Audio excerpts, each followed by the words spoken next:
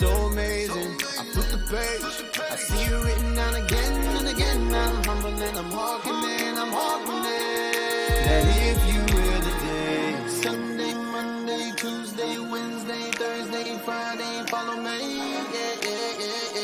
follow me, should Saturday, Sunday, Monday, Tuesday, Wednesday, Thursday, Friday, follow me, to the Saturday, then we go and keep it holy and make it to the next day. Do you know what today is? It's our hidden history.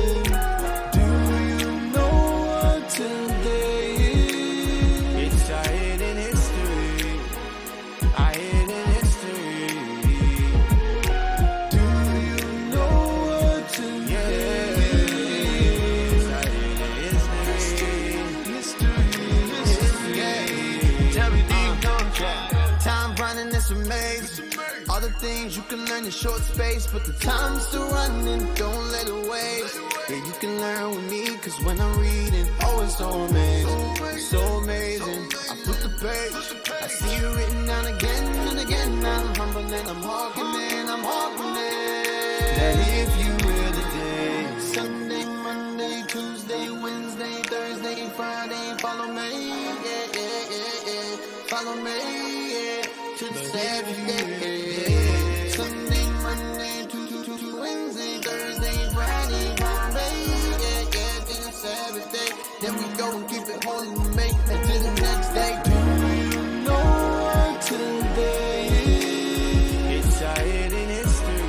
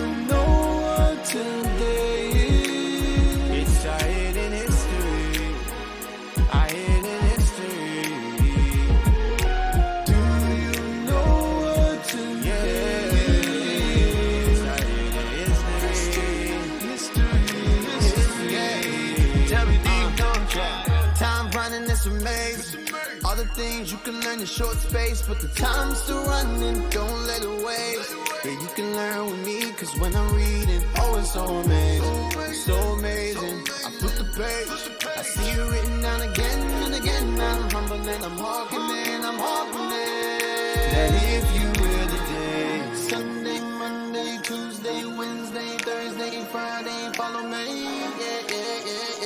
follow me, to the Saturday. Sunday, Monday, Tuesday, Wednesday, Thursday, Friday.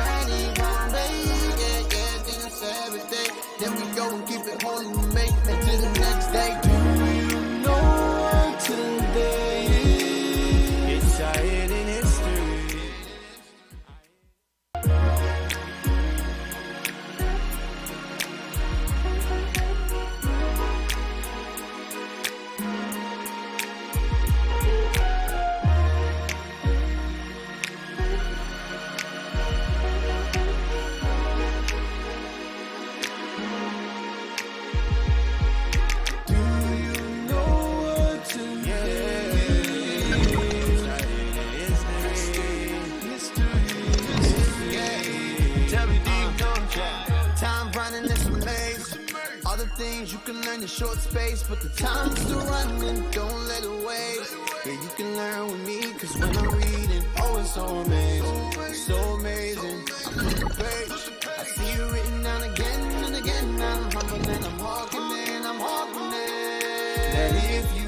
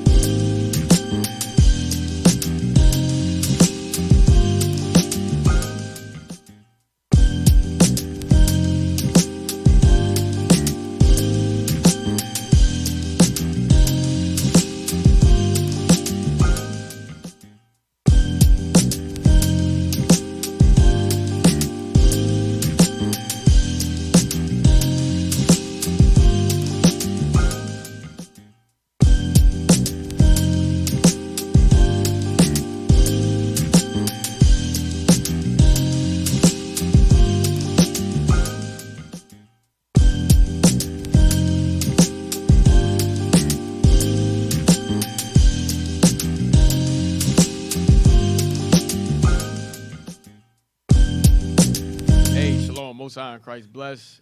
Officer Jazz, we back with another episode of Our Hidden History. You're now tuned into Our Hidden History. Hidden History radio show. All right, all praises. Brothers is crazy. Shout out to IT.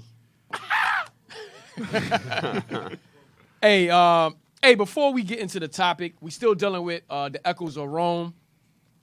We still dealing with the 12 feathers. We still going into them, so nothing has changed. But I am going to sidebar a little bit today on this show. All right. First, I want to give a shout out to Bishop's class. All praises, all praises. Hey, these classes are coming out. We got to build our spirit up, man, because look, it's coming. All right, it is coming. Okay, and that's what we're going to continue on with after we sidebar. We're going to continue on with the disciples that came after the apostles. Okay, so understand. Give me 2nd Ezra 7:28. 2nd Ezra 7:28. Real quick, and then we're gonna get into it. 2nd Ezra 7:28. Read that. Book of 2nd Ezra, chapter 7 and verse 28. Read. For my son Jesus shall be revealed with those that be with him. So those that was with Christ were the apostles, the 12 apostles. Read. And they that remain shall rejoice within 400 years. Meaning from the time of Ezra, from the Persian captivity, okay, with 400 years. All right. So you had the intertestamental period, okay, that was in between, all right, which was the Greeks. All right. So 400 years from the time of the Persians, that's when Christ came on the scene. Read.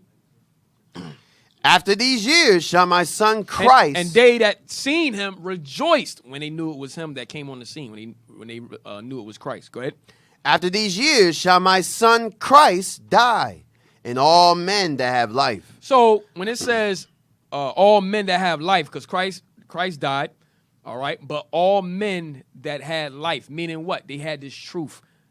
All the men that kept God's laws, they all were martyred. All right, just like Christ was. So you got from Christ up until you have the 12 apostles, okay, they were all put to death. All right, but also you had those that came after, meaning the succession after the apostles. All right, so we're going to get into those after we go over this topic.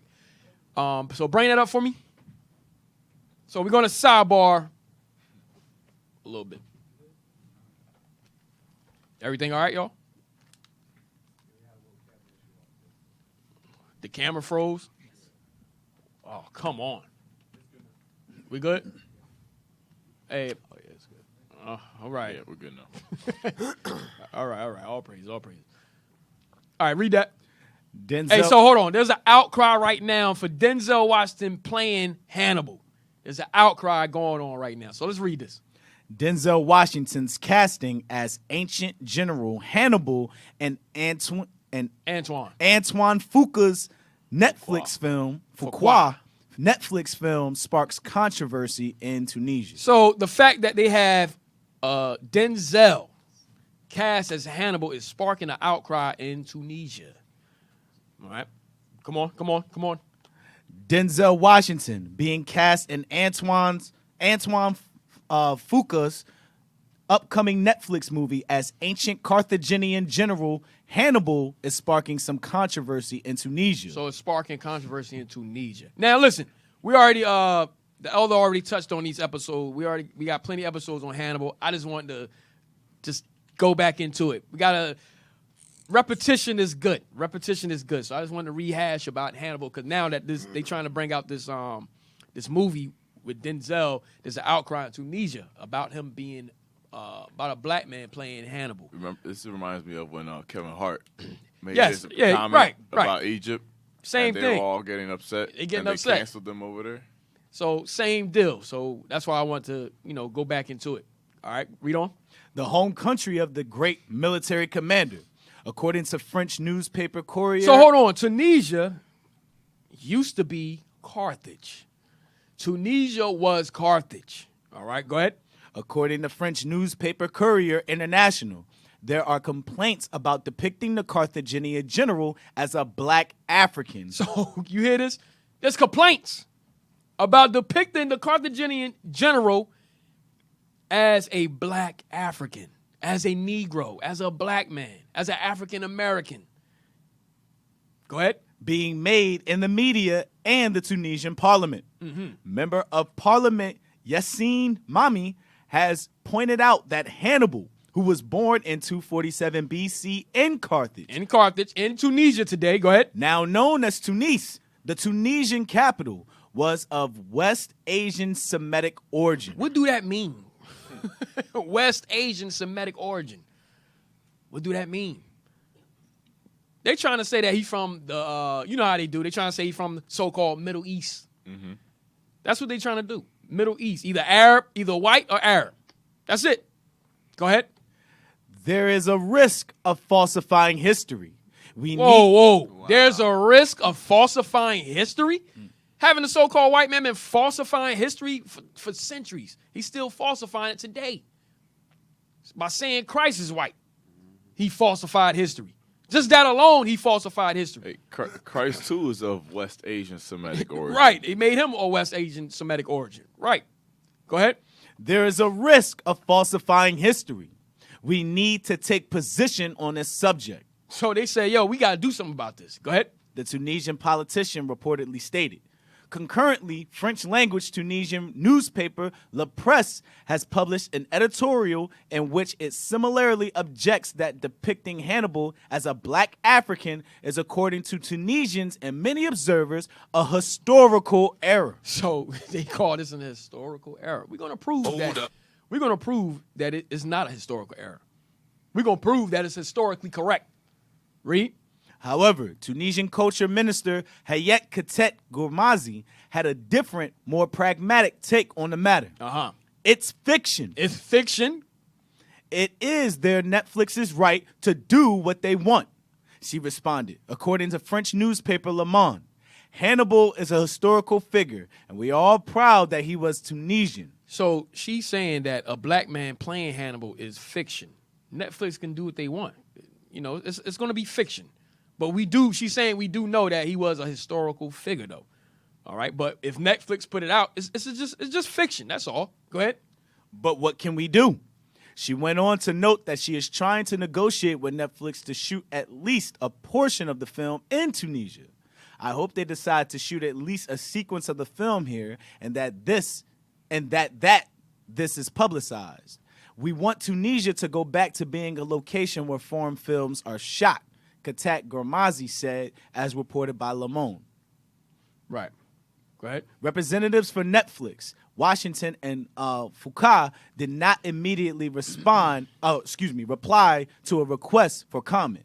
The controversy in Tunisia over Washington playing Hannibal is reminiscent of the uproar sparked in Egypt in April over Britain Adele's Britain's Adele James, who is of mixed heritage, playing Cleopatra in Netflix's docudrama Queen Cleopatra. Cleopatra was an Edomite. All right, she comes from Ptolemy. She is an Edomite. All right, go ahead. The first century Egyptian queen was born in the Egyptian city of Alexandria in 69 BC and belonged to a Greek-speaking dynasty. Egyptian academics went on a rampage over the fact that Cleopatra was of European descent and not black. That's correct. Yeah. That's correct. Go ahead. The still untitled film about the Carthaginian general will be written by John Logan. An Edomite. Okay, Jake doesn't have anything to do with this. The director, which is what's the brother name? We just read it. Foucault. Antoine Fuqua. Antoine Foucault. He's just a director. He's just behind the camera. But the actual writer of the script and so forth, that's Esau. John Logan is an Edomite. All right, so he's the one that's writing this whole movie, putting this movie together. Go ahead. The three-time Academy Award winner who scribed Martin Scorsese's The Aviator and Ridley Scott's Gladiator. So he's also planning to put Denzel in a sequel to The Gladiator also. So Denzel will also be playing a sequel to Gladiator. Go ahead. According to the official There's going to be a problem with that too. Trust me. Go ahead. According to the official logline, the movie is based on real-life warrior Hannibal, who is widely regarded as one of the greatest military commanders in history. So everybody agrees that Hannibal was a real-life warrior. He was a historical figure. That's agreed upon. We know that. He lived. Read. The film covers the pivotal battles he led against the Roman Republic during the Second Punic War. Hannibal invaded Italy while riding a northern African war elephant. Under his lead, the Carthaginians won key victories against the Romans, allowing Hannibal to occupy the majority of southern Italy for 15 years. Eventually, Hannibal was defeated by the Romans at the Battle of Zama after they counter-invaded North Africa. Fuqua most recently directed Washington in the action thriller The Equalizer 3, in which Washington reprised his role as ex-Marine Robert McCall. Washington, So he directed Equalizer 3 with Denzel, Antoine Foucault. Go ahead. Washington is currently involved in another war epic, the upcoming sequel to Ridley Scott's Gladiator. Now, only issue I have with it is that Denzel is he'll be 69 years old. That brother old, man. He old. So why can't we cast Hannibal when he was young, in his prime? But now, out of all the brothers, we got to choose Denzel, which is 70 pretty much. Damn, homie. That's the only thing I have against the movie. Denzel is 70 years old, so we're going to play Hannibal at the end of his life? So what are we doing? Yeah, I know you're not going to have Denzel play Hannibal when he's 28. They'll try it, though. I can see it happening. All right. So now, what we're going to do is prove that Hannibal was a black man. That's right. Okay. Give me Job 9:24. Let's start with Job 9:24. The book of Job, chapter 9, verse 24. Read. The earth is given into the hand of the wicked. He covereth the faces of the judges thereof. So the wicked is Esau. Esau covereth the faces of the judges. The judges are the Israelites. We're the judges of this earth. What Esau did, he covered our faces. All right? It's known as iconoclasm. It's known as whitewashing. That's what it's known as. Go ahead.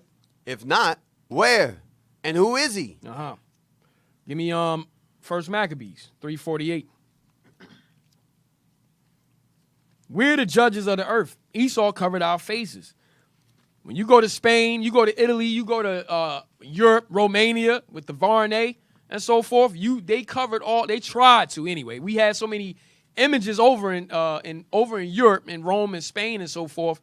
They tried to. They couldn't cover everything. They couldn't whitewash everything.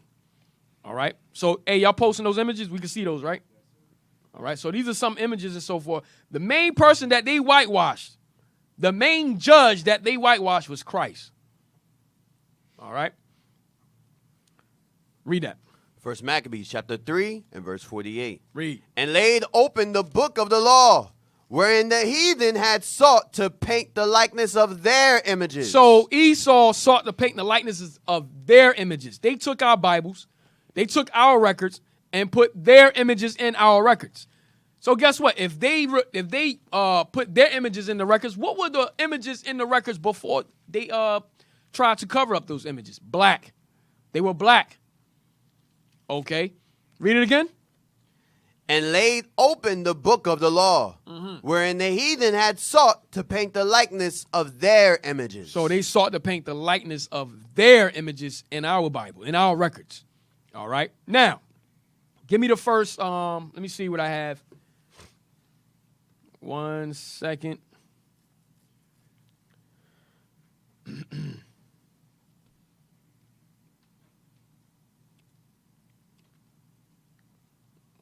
Hold on.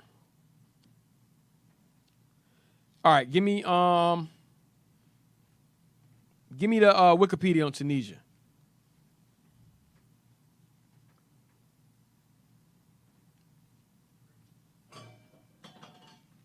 Give me the Wikipedia on Tunisia, and then give me Caesar and Christ. All right. Now, many of these books, they were already brought out. I'm just, like I said, I'm just rehashing it. Read that.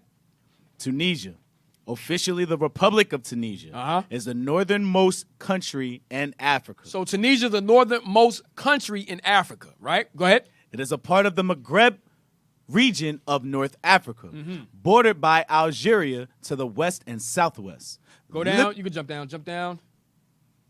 Yep. Beginning in early antiquity. Beginning in early antiquity, Tunisia was inhabited by the indigenous Berbers, the Phoenicians, a Semitic people. You see that? The Phoenicians, a Semitic people. Go ahead. Began to arrive in the 12th century BC, settling on the coast and establishing several settlements, of which Carthage emerged as the most powerful by the 7th century BC. Read. The descendants of the Phoenician settlers came to be known as the Punic people. You see that? So they came to be known as Punic. All right. Go ahead. Ancient Carthage was a major mercantile empire and a military rival to the Roman Republic until 146 BC, Read. when it was defeated by the Romans, who occupied Tunisia for most of the next 800 years. So guess what? We had it. Then Scipio Africanus, he conquered Hannibal, and then they took it. And then after that, read on. The Romans introduced Christianity and left architectural legacies like the amphitheater of El Jim. In the 7th century AD, Arab Muslims conquered all of Tunisia, finally succeeding. Hey, click on the amphitheater in El Jim. We fought in this amphitheater. There's a picture of us fighting in this amphitheater. That's in the book, in Snowden's book, Black in Antiquity. It's in that book where we fought as gladiators in the amphitheater El Jim. You about to say something? No, you know what's interesting? The first Phoenicians, which were Canaanites, they were the first ones to go over to Tunis. Yes. Because we kicked them out from the land under Joshua. We're going to read that. So, and we know Ham, especially Canaan. They say that we're Canaan because we're black. Mm-hmm. But so, there's a lot of confusion. Yeah, there's a lot of confusion. A lot of confusion when it comes to that. Canaan, we're Canaan because we're black, but then the real Canaanites, they're over there, now they're white. Now they white. So it's just We can't have nothing. A bunch of confusion. Can't have nothing. Read that. Read on. They No, have- matter of fact, go down. Let me see.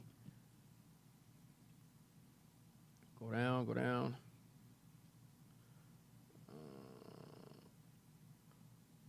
All right, you go. You get out of it.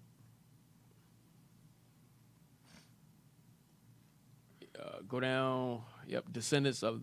No, start at the Romans introduced Christianity. The Romans introduced Christianity and left architectural legacies like the amphitheater of El Jim. In the 7th century AD, Arab Muslims conquered You see that?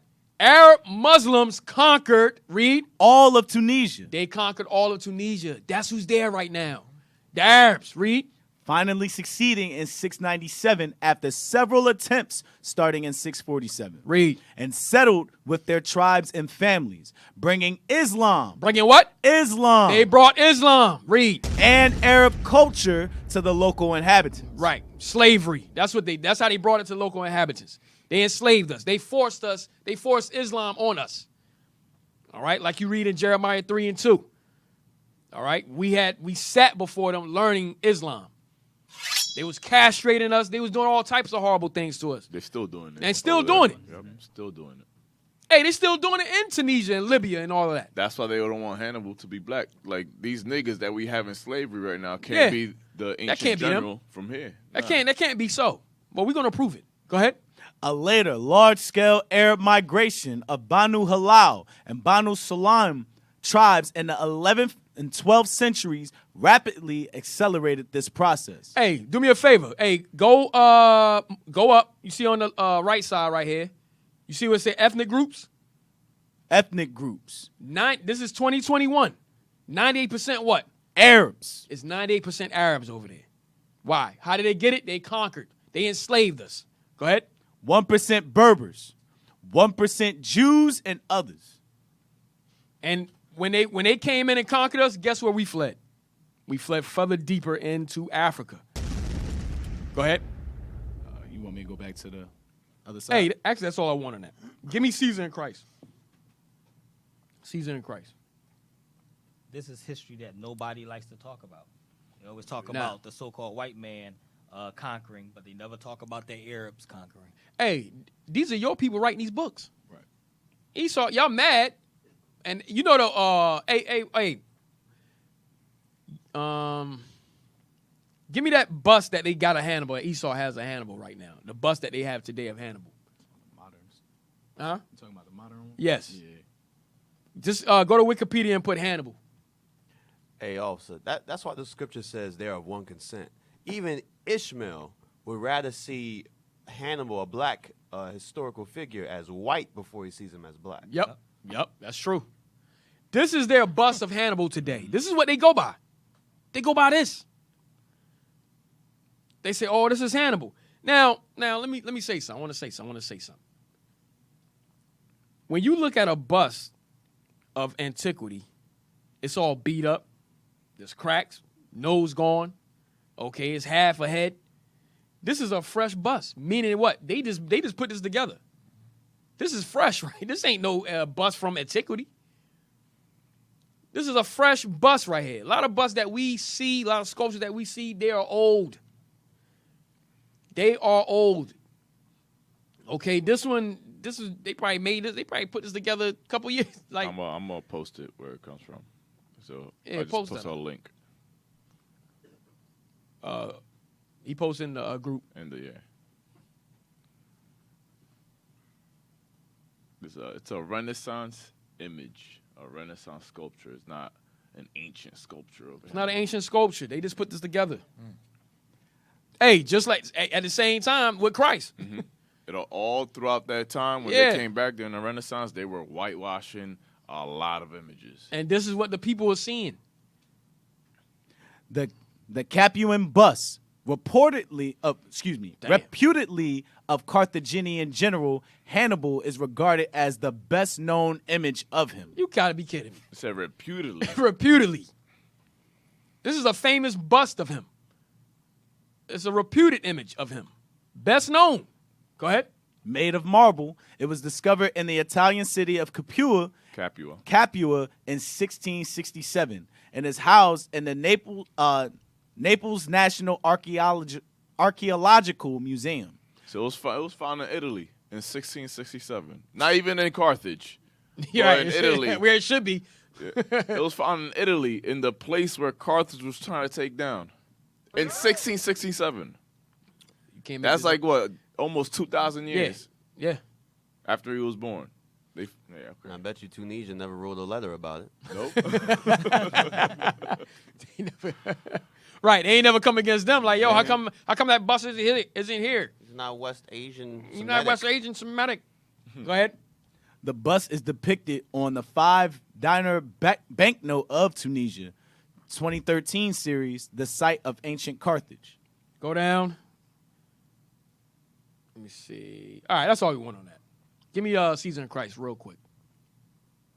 Caesar and Christ. Can't make this up.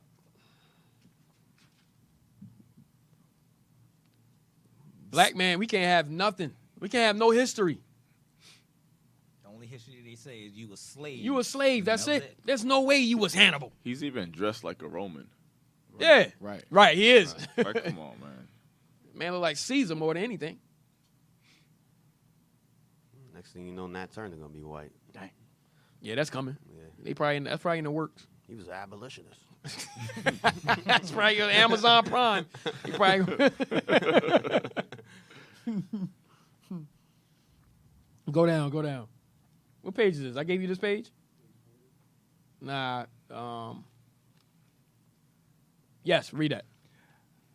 The Carthaginians were Semites. Hey, I didn't give you the page like what Officer Ken brought up, how we forced. That's page 37. See if y'all have that somewhere. Somebody say something. I gotta find it. It's crazy how the history that we're reading about, it always goes back to the history of Greece. Like, we in the Feast of Dedication right now, and we always referring back to that history. Because it's the same people doing the same things. Get Ecclesiastes 1 real quick.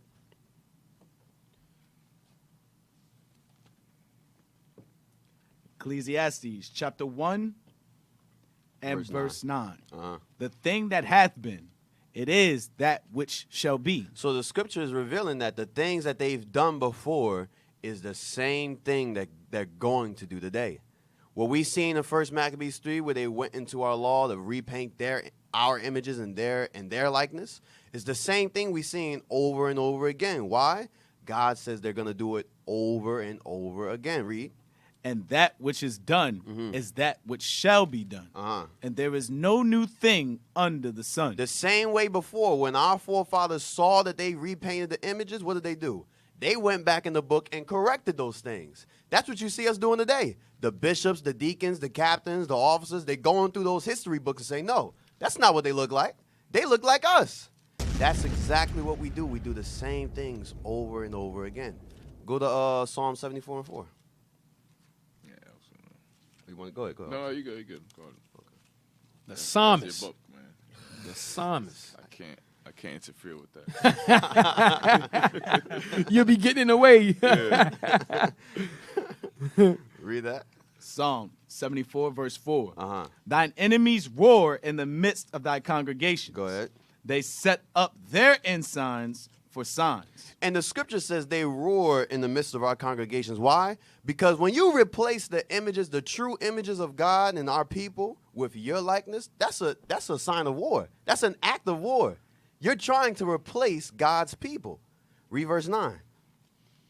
We see not our signs. We don't see our signs in the school systems. We don't see our signs in history, in church, in our houses. You look at every black family household. What do you see? Images of white people. You see Caesar Borgia. You see the presidents, whoever. You see John F. Kennedy. You see all these people except us. Go ahead. There is no more any prophet. Uh-huh. Neither is there among us any that knoweth how long. And we don't know how long this thing's going to last. That's it. Go ahead, officer. Yeah, get Hosea 3 and 4. Yo, the fact that they're can't changing these images, that's them roaring in the congregations. Because look at what they're doing now. Right. Hannibal's being depicted as a black man via Denzel Washington. And what are they doing? There's an uproar about it. There's an outcry. Why? Because they put their signs in place of our signs. Right. Hosea chapter 3 verse 4. Hey, I'm sorry. That's like what Bishop Yawasat was bringing out with the book Puerto Rico Flame of Resistance. Mm-hmm. He's bringing out about the tyrant. Yeah. And, that story in the beginning. Yeah, and the peasant, and how the tyrant tried to bury the truth, but now it's coming back out. There's nothing he could do about it.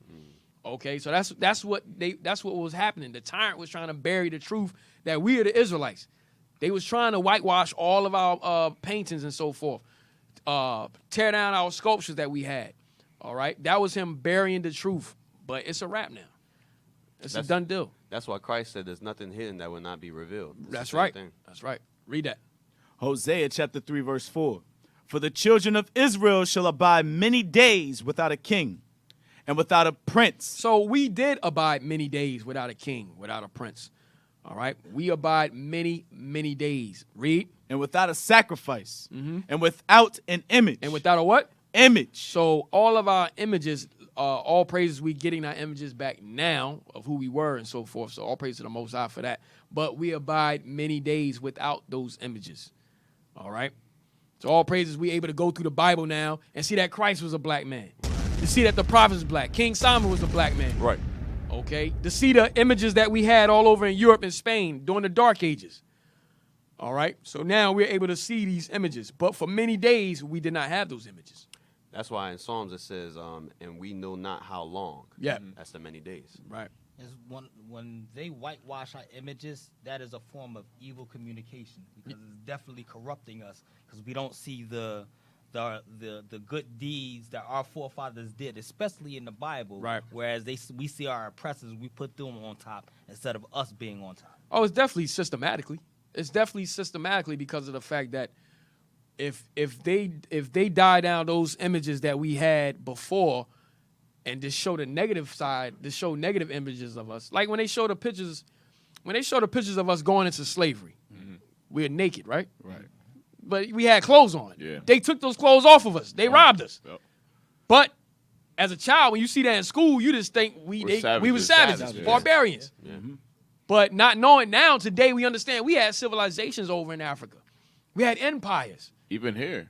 To this very day, there are Northern Kingdom people who think that the natives here were savages, that they were running around naked. Right.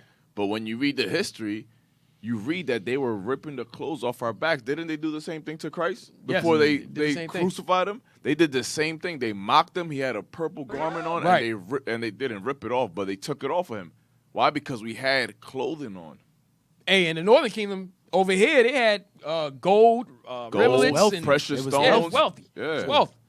They ripped those clothes off. So now when you see us in school, you look at the pictures today, you see us going on boats and we just naked. We got just yokes of iron and we naked. No, they stripped those clothes off of us. And when you look at them in their history, they're the ones that are naked. Yeah. Right. It's a form of psychological Yeah, warfare. it's psychological. Psychological warfare. That's scripture. That's why that scripture in Lamentations is physical as well as spiritual when it says, "I've seen servants on horses." Because and you looking at the images, you always see yourself in servitude. Yes. But it actually did happen where they was on the horses as well. All praises. All right, let's get back to I missed something. I missed the page. Give me the old book. Go back to the group. There's an older book, the book from 1793, Critical Review. Critical Review. The bishop always used this book. Yep, right there. About the Arabs. I wanted to get that about the Arabs. What happened when they conquered? Who was there? Who they enslaved? Read that. As far as their history can be traced, the northern neighbors of the Negroes, the Arabs in Morocco, The northern neighbors of the Negroes, the Arabs in Morocco. Read. were the first who purchased slaves of the Negroes. Read. Ever since the year of Christ, 990, the Moroccans had extended their conquest to the northern banks of the Senegal. And from that time, there are continual traces of an intercourse between these two nations. Read. By these conquerors, the Arabic language, circumcision, the Quran, and some other rites of Mohammedanism, and even some sort of civilization, not yet entirely lost among the black tribes beyond the river of Gambia, were introduced among the Negroes. So all of these things were introduced amongst us. They enslaved us, okay? They forced Islam on us, all right? Now, Morocco,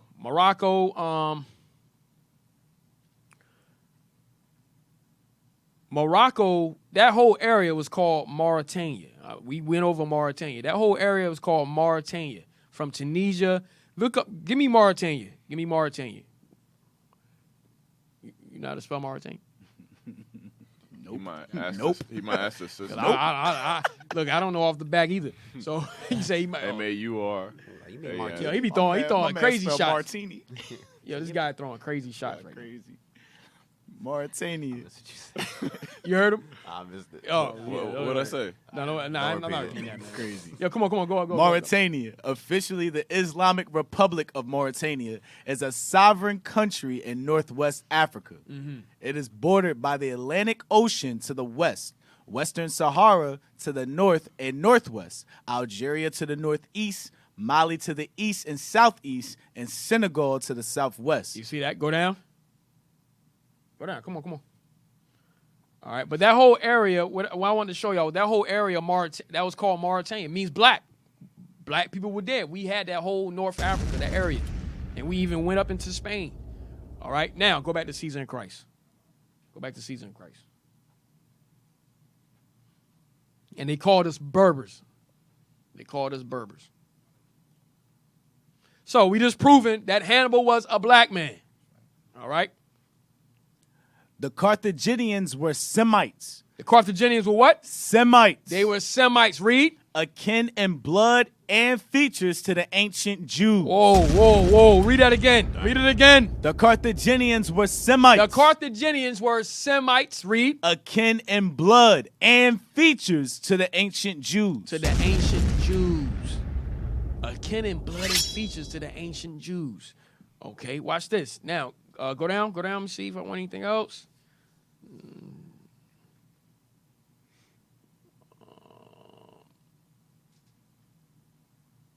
All right, nope. Give me the next page.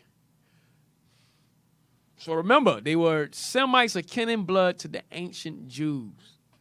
The Carthaginians were Northern Kingdom. I have a book that says Asher and Zebulon. Asher and Zebulon that went down with, at first it was Canaan. It was the Hamites that went there. Then we went there and we forced them further down. All right. Read that. Let me see. Read that.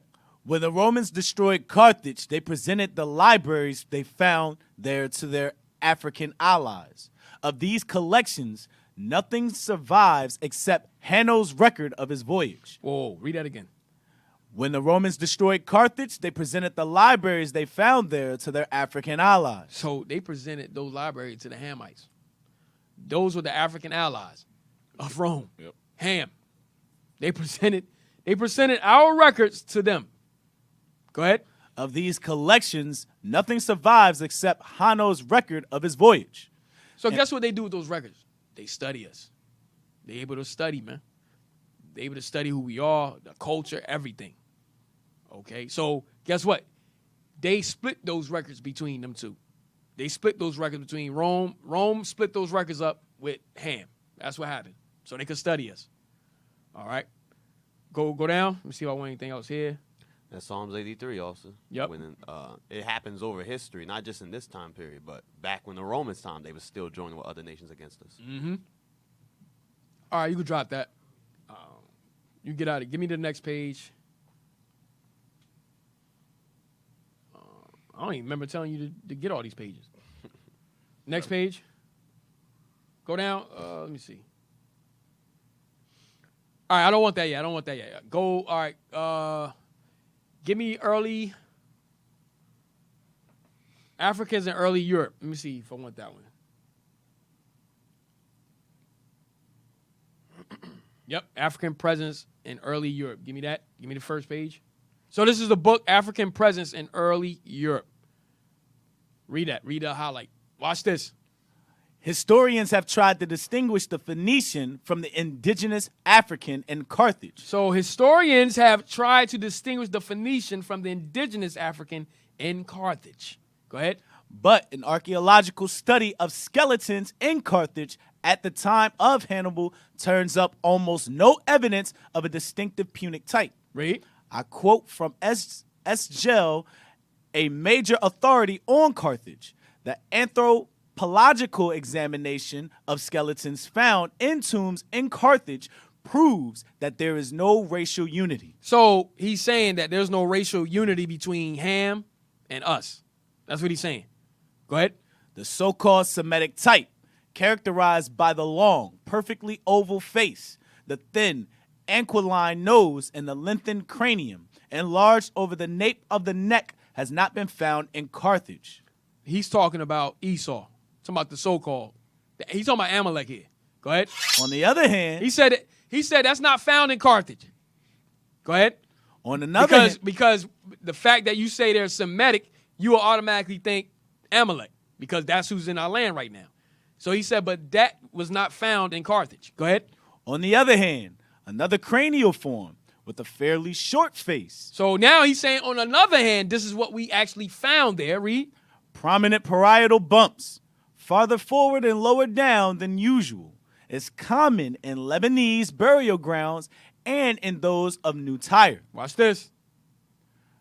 Perhaps it belonged to the real Phoenicians. It belonged to the real Phoenicians. Read. But most of the Punic population in Carthage had African and even Negro ancestors. So in Carthage, they were either African and even Negro ancestors. That's right. Okay. So look at these pictures right here. This is a coin of Hannibal, the real Hannibal, with the elephant. So there's a coin of Hannibal, and on the other side is an elephant, right? And we're going to show the actual picture. Go to the next page. Watch this.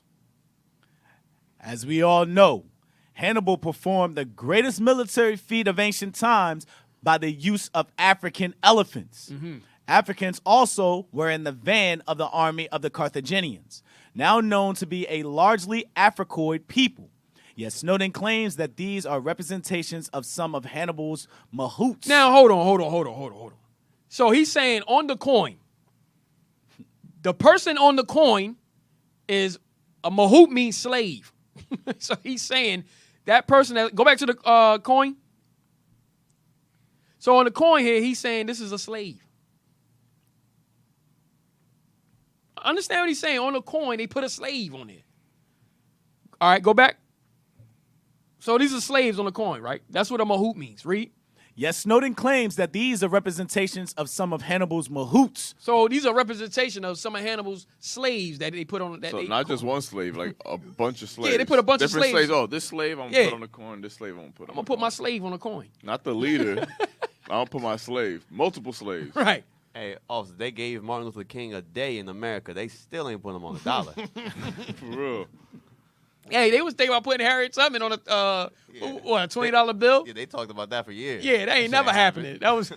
I wonder how they choose what slave they put on the coin. They drew straws. Like, Servant of the year. on the Yo, coin. never gonna happen. Who rode the elephant the best? Yeah, who rode the elephant? Yo, put them on. Go ahead. Elephant riders, while other Africanist historians claim this is Hannibal himself. So read that part again. Read that part again. Start it yet again. Yet Snowden claims that these are representations of some of Hannibal's mahouts, slaves, elephant riders. So they're elephant riders. So they decide. He's saying that Hannibal decided to put elephant riders on the coin. Go ahead. While other Africanist historians claim this is Hannibal himself. You see that? Other historians like, nah, that's stupid. This is Hannibal. Why the hell would he put his slaves on the coin? Go ahead. The Carthaginians rarely use coins. Oh, read this slow. Read it slow. Read it. The Carthaginians rarely use coins or statues. So the Carthaginians rarely use any coins or statue, read. Or stele. Or stele, meaning a written record in stone. Go ahead. To depict a figure not in the pantheon of gods Uh-huh. or an aristocratic hierarchy. You see that? So, meaning they would not, there's no way that you're going to put a slave on a coin. You're going to put your leader, your king, a god that you worship. That's what's going to be on the coin. You're not sitting here, you're not going to take all that time to mint a coin and put your slave on it. Hey, remember in Maccabees, Demetrius had to give permission for Jonathan to put himself on coins. Yeah, right. It's Yep. always the leader that gets put on the leader coin. gets put on the coin. That's a good point. Yeah. All praises. Read on. And would deny a figure centrality or prominence to indicate its comparatively lower social plane or stature. Look up centrality. Thank you. You said thank you? Figure what central and prominence to indicate. Yeah. Centrality. Look it up.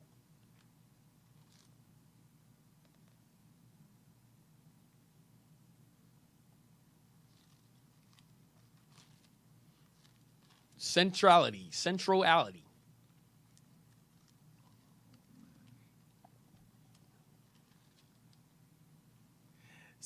Centrality, the quality or fact of being in the middle of somewhere or something. The quality of being essential or of the greatest importance. Of the greatest importance. Go down. Let me see if any synonyms. See more. Hit see more.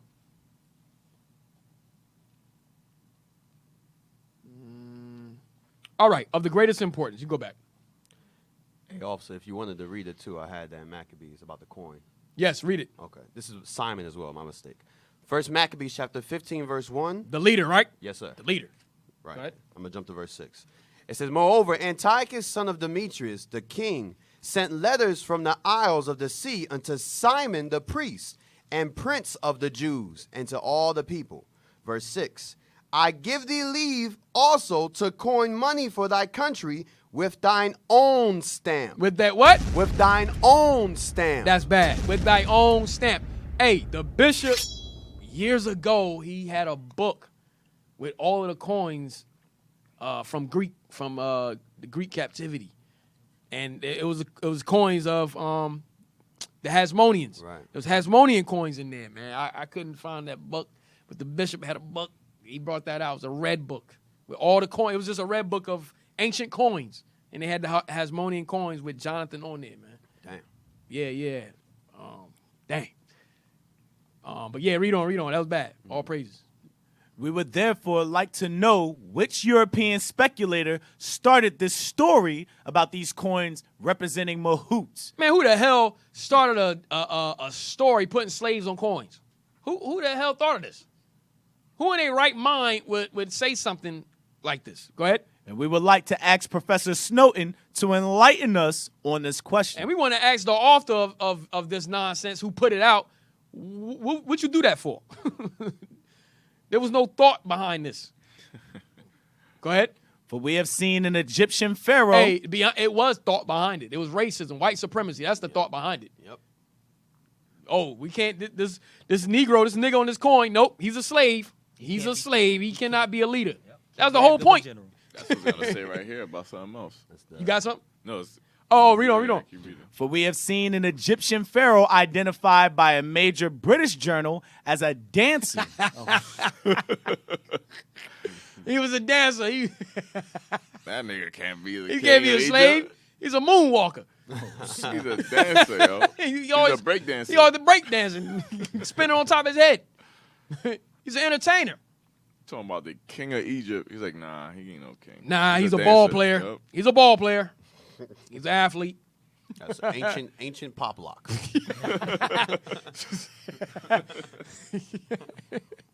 Read that again. For we have seen an Egyptian pharaoh identified by a major British journal as a dancer. He was crunking, man. Getting sturdy. He was getting sturdy. Like, nah, they get sturdy too much. There's no way.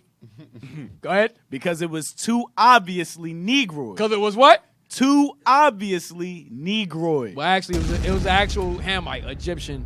All right. But go ahead. But just their hatred for us, they like, even him being black, they like, nah, forget that. Go ahead. And coming from a period not conventionally associated with such ignoble types. Right. But we know that we had the same features as them because Moses passed for one of them. Yes. And so did our forefather Joseph. Right. We was all black. We had the same color skin. Okay. But there were differences. The Most High put a difference between us. Yep. All right. Go down. Was there any more? Is another page? Yep. Let me see.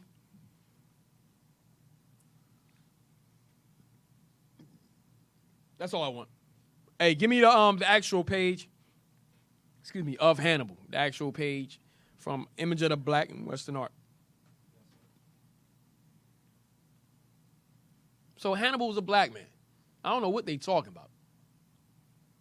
So this is the book, Image of the Black and Western Art. All right. There's a lot of volumes of this book by Louis Gates and I think it was printed by Harvard. I believe Harvard. Yep. So look, this is the actual coin right here. Look at the hair. Look at the nose. That's Hannibal. That is Hannibal. That's a big forehead too, man. Big forehead, man. Go down. There's the elephant. Okay, there's another coin of Hannibal. All right, these are the actual coins of Hannibal. All right, where you see a white man in there? Nowhere. All right, go to the next page. I got, no, not that. I told the brother to scan one page. The whole book. Wait, let me see. Whoa, go back. Blow that up. Blow that up. Yeah, read this. A roughly contemporary testimony on the type of black which Plautus may have had in mind is provided by the physical traits of a Negro appearing on the obverse. A Negro appearing on the obverse of the coin. Go ahead. With an elephant on the reverse Uh-huh. of a 3rd century coinage.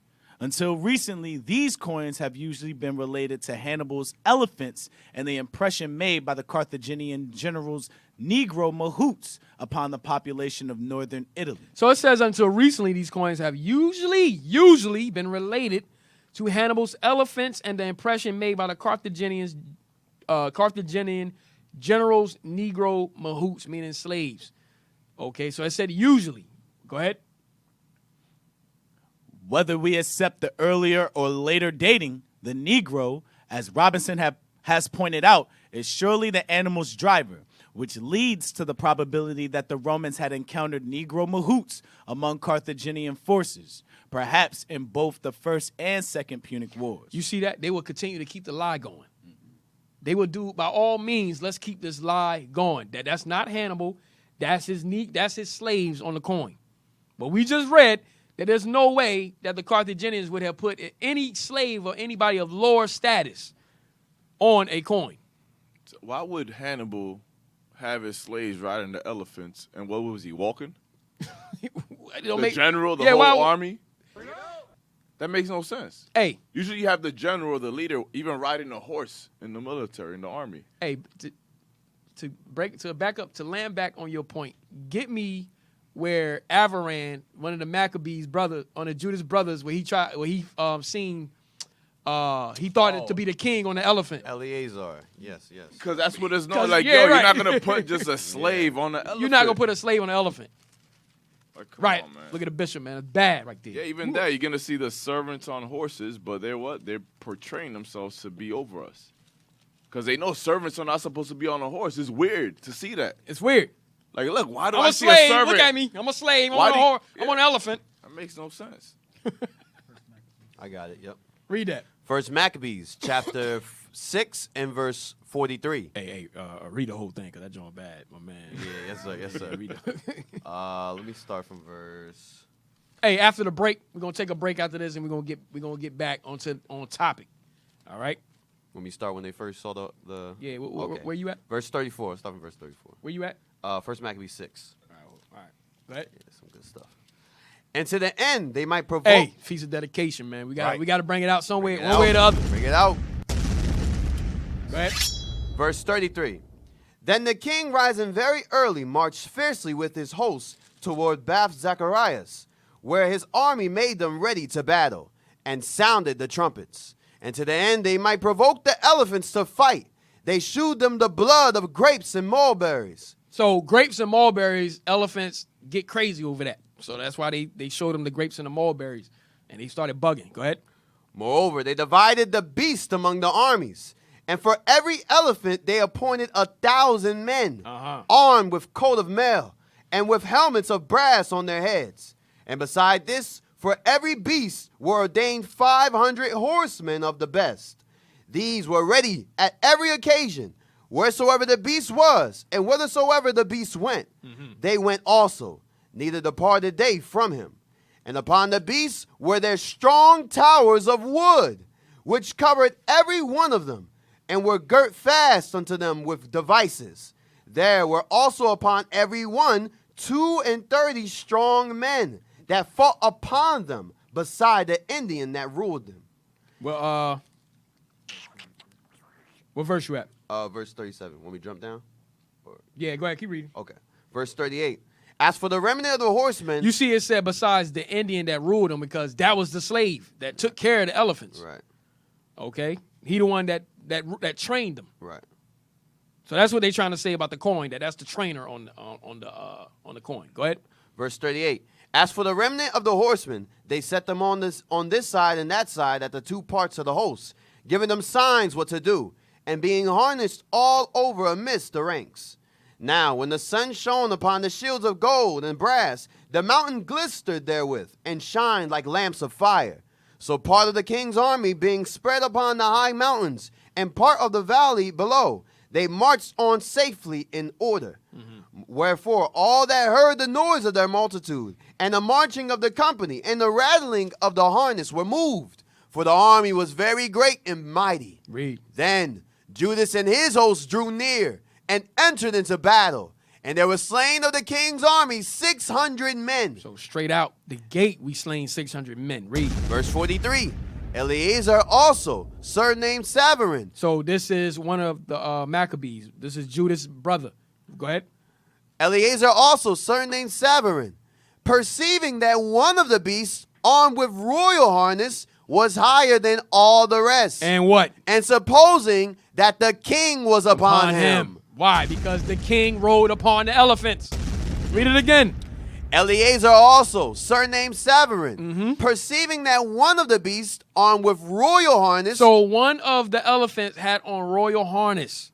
He was decked out. Go ahead. was higher than all the rest. Read. And supposing that the king was upon him, put himself in jeopardy, to the end he might deliver his people and get him a perpetual name. Read. Wherefore he ran upon them courageously through the midst of the battle, slaying on that right hand and on the left. He ran upon him courageously through the midst of the battle, slaying. Read. Slaying on the right hand So he's slaying on the right hand.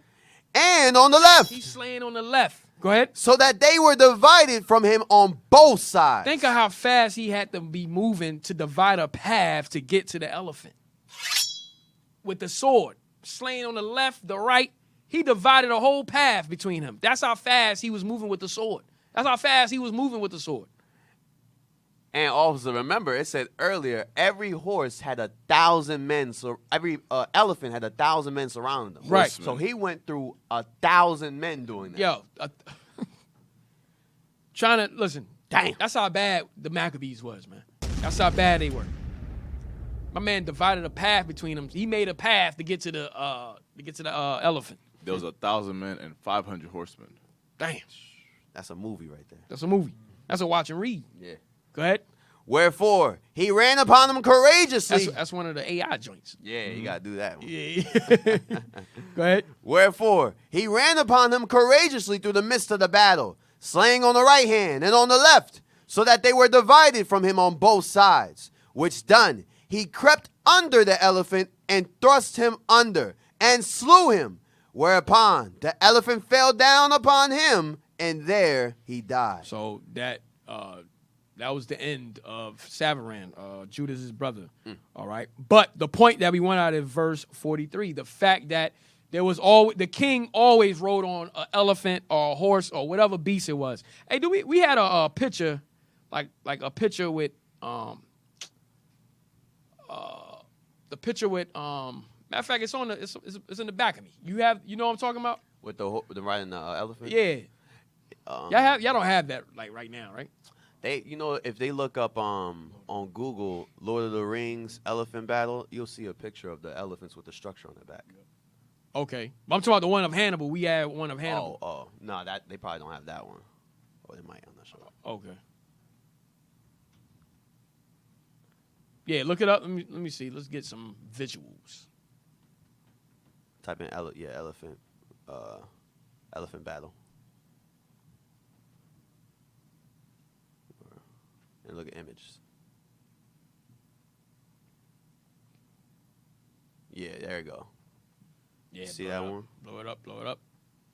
Which one? This one, right? The one to the left. I like the one with the warriors next to it. Right there, yeah. That thing look crazy. Hey, in the movie Alexander, when he met Darius to fight, Darius was on I think he's on the elephant. Y'all know what I'm talking about? In the movie Alexander. Y'all seen the movie Alexander?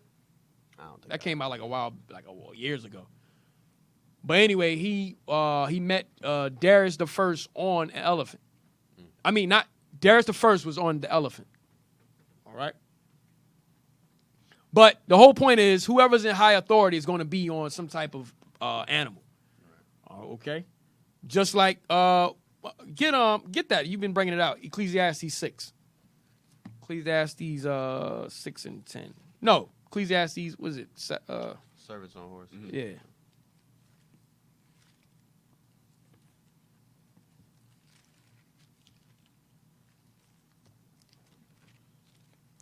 $10 and $7. 10 and 7. That's right. Ecclesiastes chapter 10 and verse 7. I have seen servants upon horses and princes walking as servants upon the earth. Read it again. I have seen servants upon horses. So King Solomon is seeing in the spirit a vision of slaves on horses today. He's seeing slaves riding horses today. Read. And princes walking as servants. And those, which is us, that used to be the gods of the earth, the princes of the earth, we're the servants today. We're the slaves. So this is prophetic for us going into slavery. Okay, but letting you know that whoever's in authority is on a horse. Even the previous verse says, read the verse 6. Verse 6. Folly is set in great dignity, There you go. and the rich sit in low place. Meaning it's not normal not to normal. have a slave riding one of your war animals. That makes no sense. Right. It says in That's verse, folly. he said in That's wrong. It's an error. Right. verse 5, he says that's an evil thing. It's evil. And that's, oh, sorry. So Right. who's that nigga on the nag? I was about to say that. Like, who that nigga on that nag? Because even Esau, like, in his wicked mind, he sees us as slaves. So if he sees us on a horse, he's like, yo, what's going on? That's not right. Right. So, all right. Hey, from there, give me the page, last page. How many more pages I got? Let me see here. Nah, not season. Don't give me that one yet. There's another page before that. It's called The Black Man and His Antecedents. It's on the group.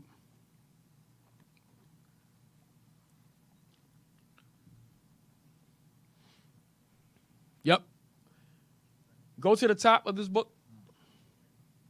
This is the title of the book here. It's called The Black Man and His Antecedents and His Genius. Okay, we brought this out. We brought this out a while back also. All right, just rehashing it, just recapping it. This book is written 1863.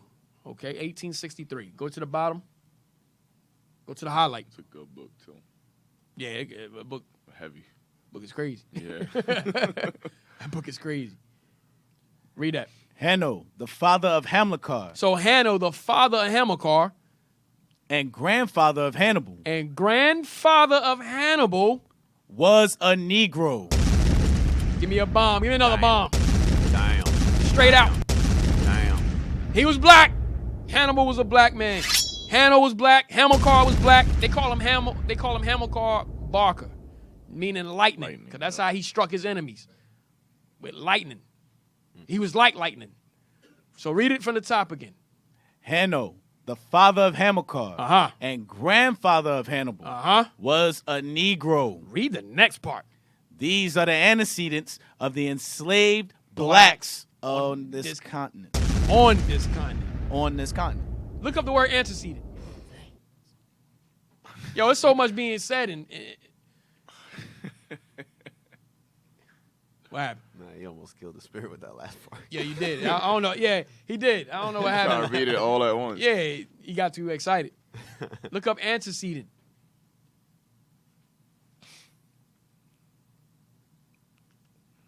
Hey, go to dictionary.com. I just want one word. And then we're going to take a break. It's dictionary.com. Right there, yep. Antecedent. The third one. Ancestors. Go back. Go back. Antecedent means ancestors. Come on. Read it again. Hanno, the father of Hamilcar and grandfather of Hannibal, was a Negro. He was a Negro. Read on. These are the antecedents These are the ancestors. Read. of the enslaved blacks on this continent. On this continent, meaning in the Americas. Those are our ancestors. Okay? Hanno, Hamilcar, and Hannibal. They are our ancestors. They were black men. All right? Hey, from there, we're going to take a break, all right? You could text us. You could call us or text us at 267-702-6121. All right? You could call us or text us 267-702-6121. All right? We'll be back after the break.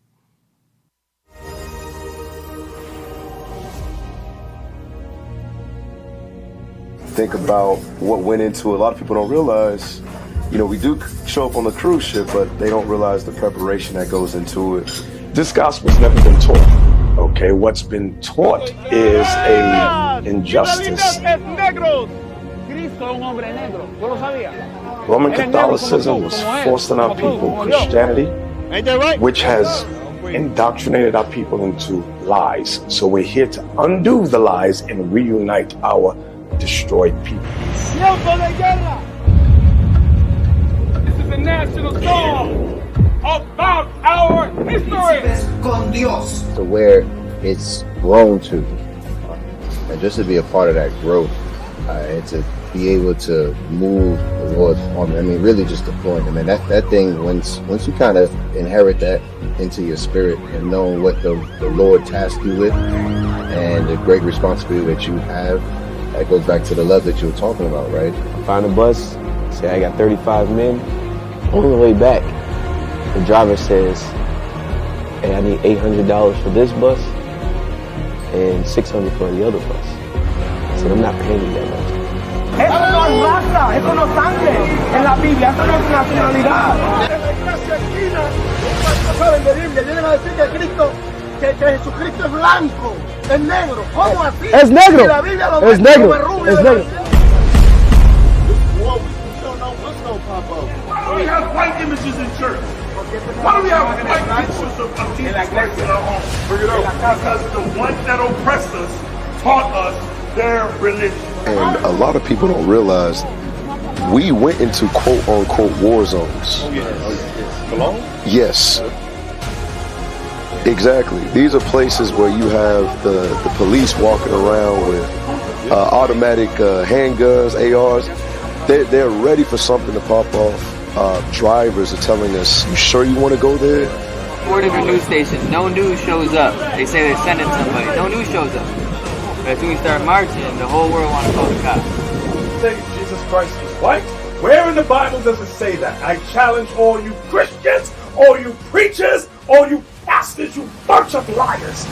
Cristo es negro, para que lo sepa. We are a Bible-based organization rebuilding our nation.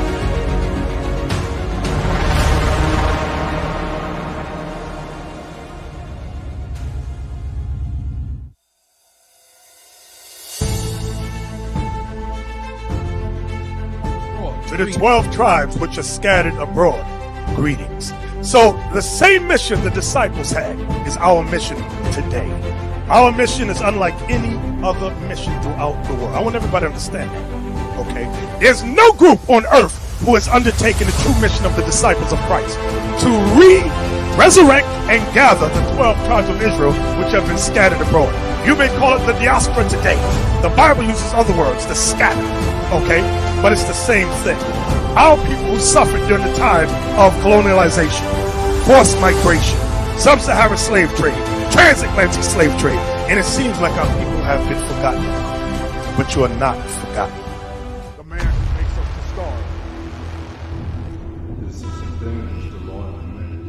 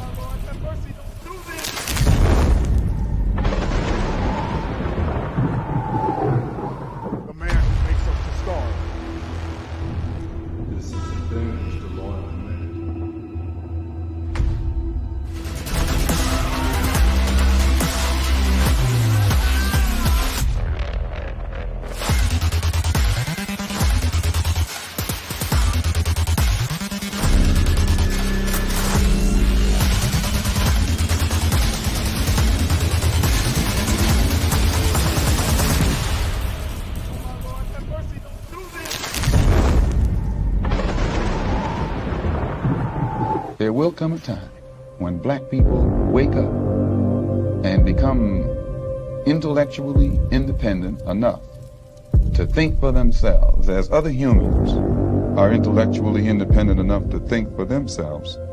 Then the black man will feel for other black people. And this new thinking and feeling will cause black people to stick together.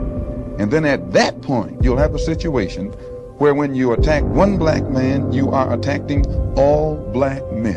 And shall set up an ensign for all the nations. The word Gentiles means nations. And shall assemble the outcasts of Israel, and gather together the dispersed of Judah from the four corners of the earth. Hold up, we're coming up. Righteous woman covered up. We honest, stay modest. We persevere for the promise. Put it in work. Helping our brothers and helping the church. Put it in work. Helping our sisters come out of the dirt. The other nations, they tryna do what we do. The devils take us, we're the children of the book. The other nations, they tryna do what we do. Black is beautiful and they know that's the truth. Get it and go, the game in trouble, everything that you know, it came with a struggle, we shine like gold, I came from nothing, the weight of the world, and we ain't pulling muscle, we ain't pulling muscle, and we ain't pulling muscle, the weight of the world, we ain't pulling muscle, and we ain't pulling muscle, we get it and go, the game in trouble, everything that you know, it came with a struggle, we shine like gold, I came from nothing, the weight of the world, and we ain't pulling muscle.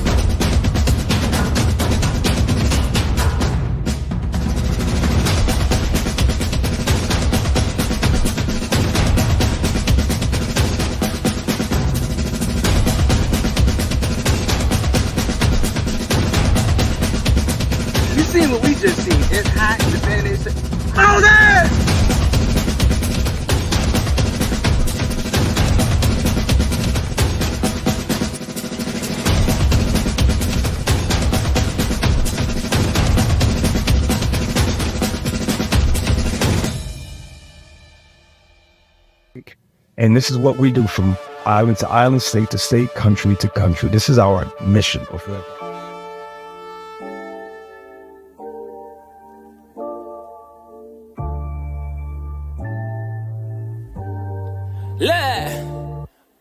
Fly through the air as I head to fulfill my purpose, to shake the whole earth with a boom when I hit the surface. They trembling nervous, they know I'm coming for certain, to murder all these niggas, devour all of these serpents. I patiently waited to turn up with fervent heat. Now that I'm activated, I'ma blow cause it's World War III. I hear you weeping, you're mourning, your nationality, Hiroshima and Nagasaki ain't got nothing on me. I was raised by chemists, I was made for the judgment. Don't be testing my limits, don't be pushing my buttons. In the Bible they call me flame and rebuke, and you know that that's the truth, but my homies call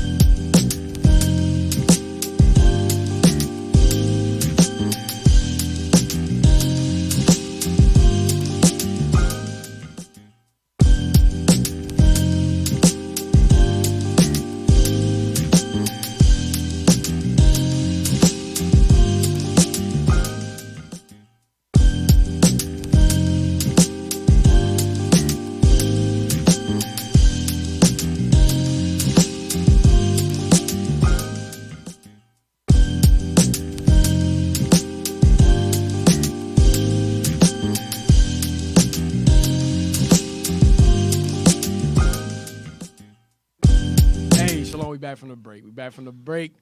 All praise. Hey, let's get that. Let's get the last page real quick before we get back into our actual topic. I know our sidebar. Matter of fact, I got 2 more pages. Yeah, read that. No, not that one. There's a posted one on the group. Yep. All right, so this is a book called Travels in North Africa by Nahum Slouch. Nahum Slouch. Travels in North Africa. All right, read that from the top. But were all the Carthaginians Trinitarians or polytheists? Polytheists. So, meaning what? They had a trinity. This is where the trinity come from. Trinity, well, it come from Egypt, ancient Egypt. But guess what? That thing carried on. All right, it carried. We adopted that whole trinity nonsense. All other nations had the trinity already. But guess what? You had the wicked of our people that worship the trinity. Okay? Or polytheists, meaning multiple gods. Go ahead. So it says, read it again. But were all the Carthaginians Trinitarians or polytheists? So did they have a trinity, how you say it? Did they have a trinity type setup, trinity philosophy setup, or were they polytheists? Did they worship multiple gods? Read. We learn from several inscriptions that side by side with the temples of Baal and of Tanit. Tanit is where Tunisia come from.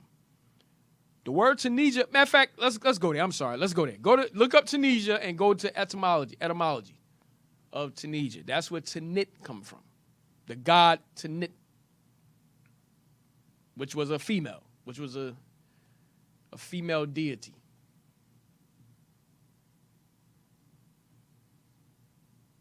Wikipedia, yep. And go down to, all right, right there. Let me see. Yep. Read that bottom part. I just want that bottom. It is sometimes also associated with the Carthage goddess Tanith or Tunit and the ancient city of Tynes. You see that? So that's where Tunisia comes from. All right, now go back.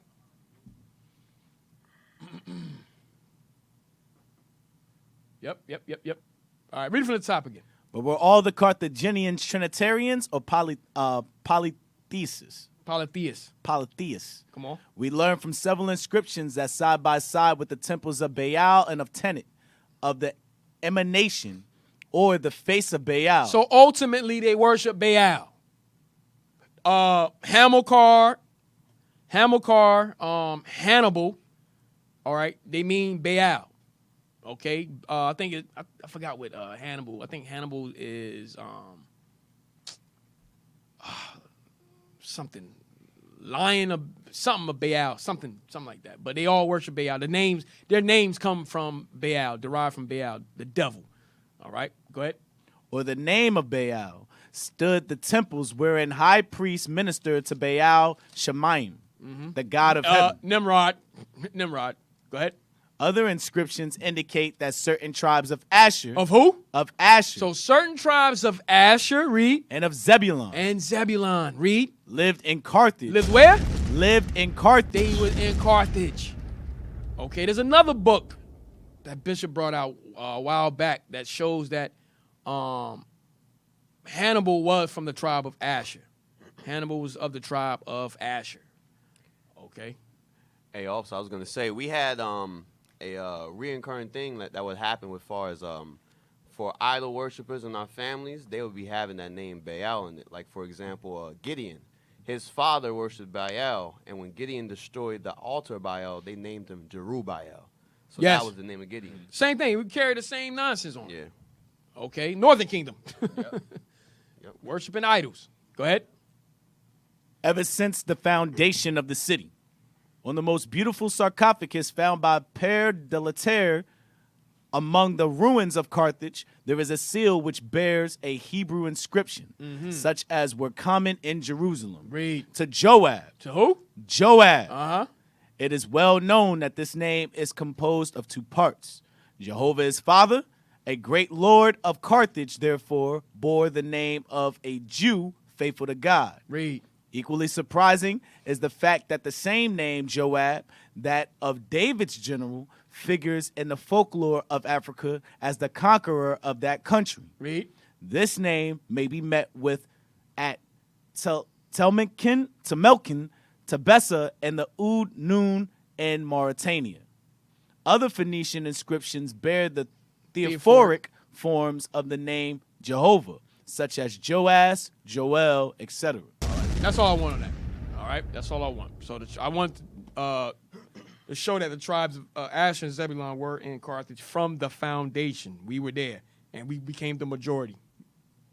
We pushed Ham further down. We took over. We made them our slaves, and we exacted taxes from them. Okay? Now, give me that last page right there on Hannibal, and then we'll get back to our topic.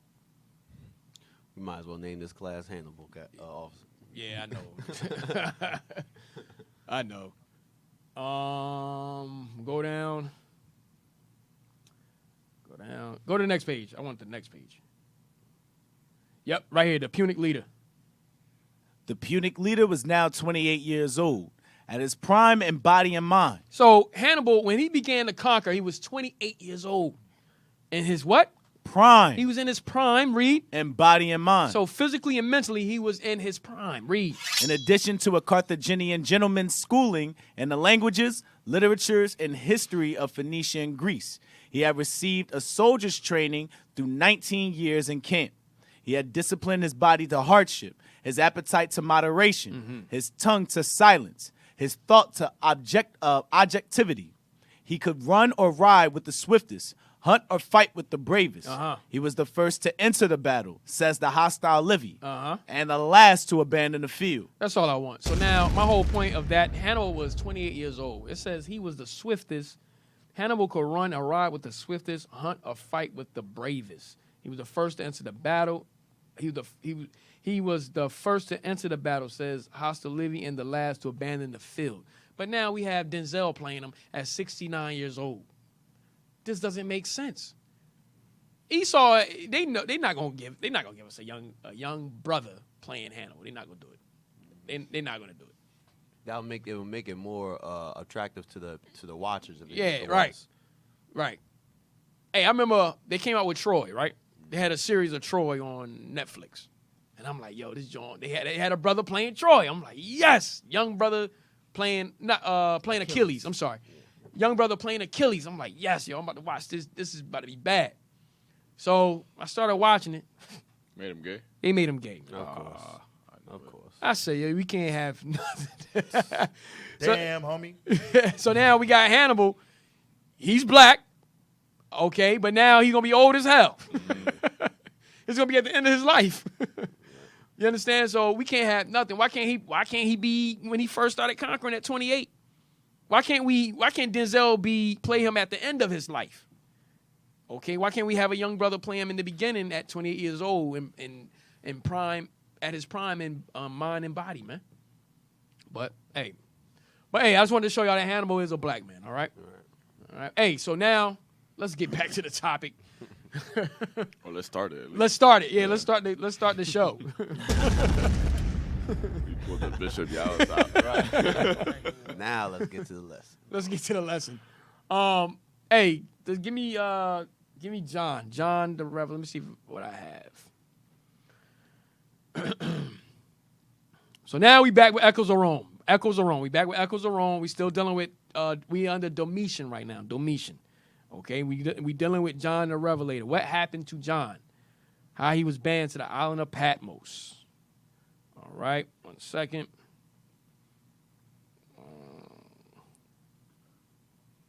Nope. Give me Patmos Wikipedia.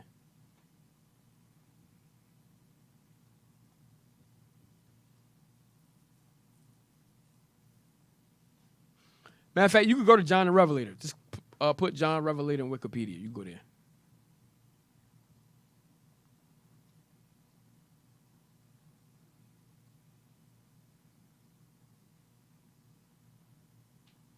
And then that Fox's Book of Martyrs, the book that Bishop brought out, I think that you can, let me see, go down to John.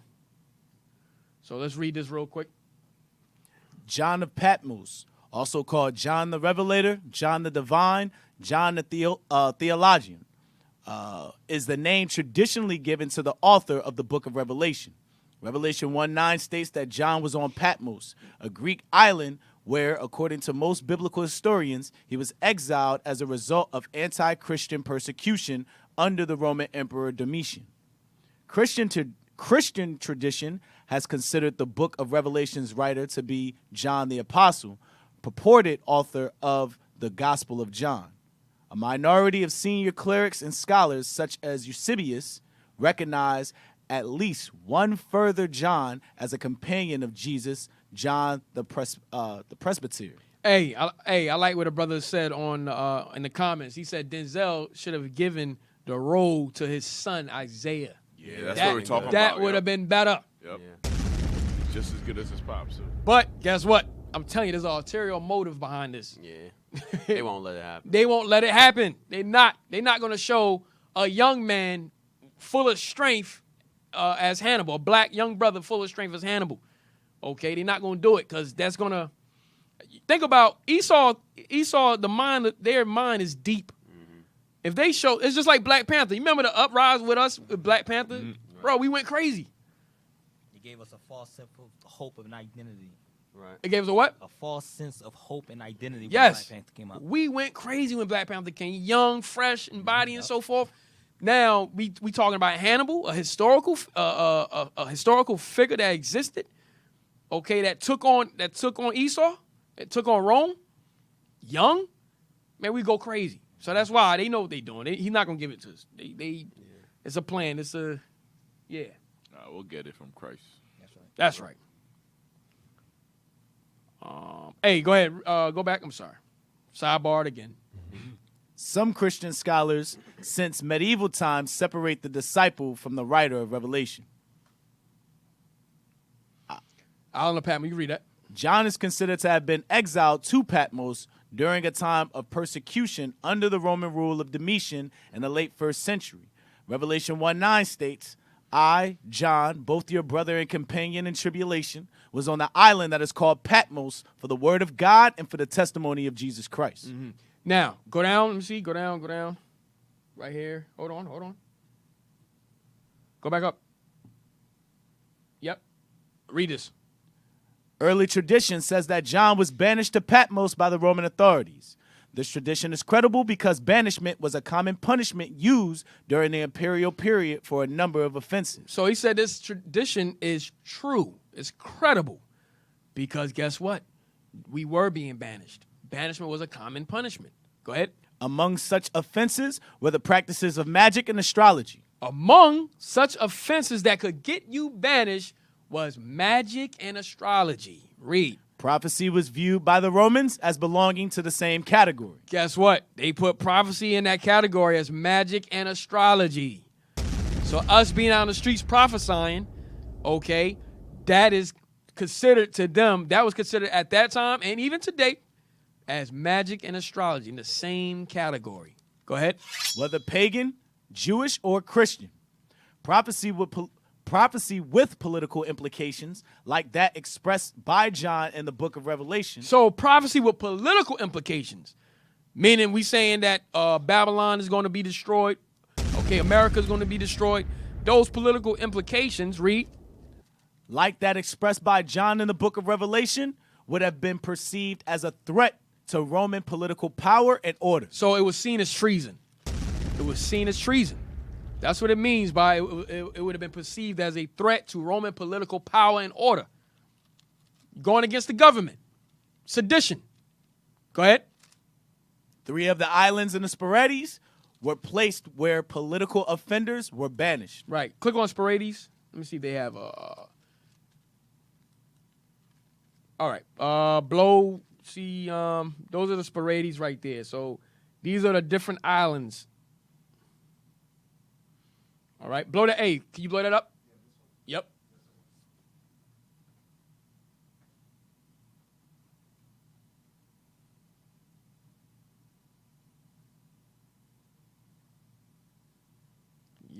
Yep. See Patmos right here? Next to Turkey. That's where John was, on the island of Patmos. So if you were the criminal of Rome, you could have been sent to any of these islands right here called the Sporades. Okay, John was over here at Patmos. But they sent us to any one of these islands. All right? They banished us to any one of those islands, okay? Preferably Patmos. That's what John was. All right? Get the scripture. Get the scripture what John said in Revelations real quick. 1 and 9. Yeah, 1 and 9. And we're going to show you what happened to him before they banished him. The book of Revelation, chapter 1 and verse 9. I, John, who also am your brother and companion in tribulation and in the kingdom and patience of Jesus Christ, was in the isle that is called Patmos. Within an isle that was called Patmos. Read. For the word of God. For the word of God. And for the testimony of Jesus Christ. For prophesying. For prophesying. Okay? Prophesying the word of God. They banished them to the island of Patmos. It was deemed treason. All right? Now, from you could drop that. Give me, go back to Fox's Book of Martyrs. Fox's Book of Martyrs.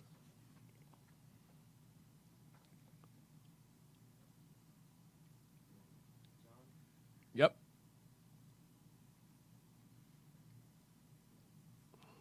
He was distinguished for being a prophet, apostle, divine, evangelist, and martyr. He is called the beloved disciple and was brother to James the Great. He was previously a disciple of John the Baptist, and afterwards not only one of the 12 apostles, but one of the 3 to whom Christ communicated the most secret passages of his life. Right. Go ahead. He founded churches in Smyrna, Pergamos, Sardis, Philadelphia, Laodicea, and Thyatira, to whom he directs his book of Revelations. Go ahead.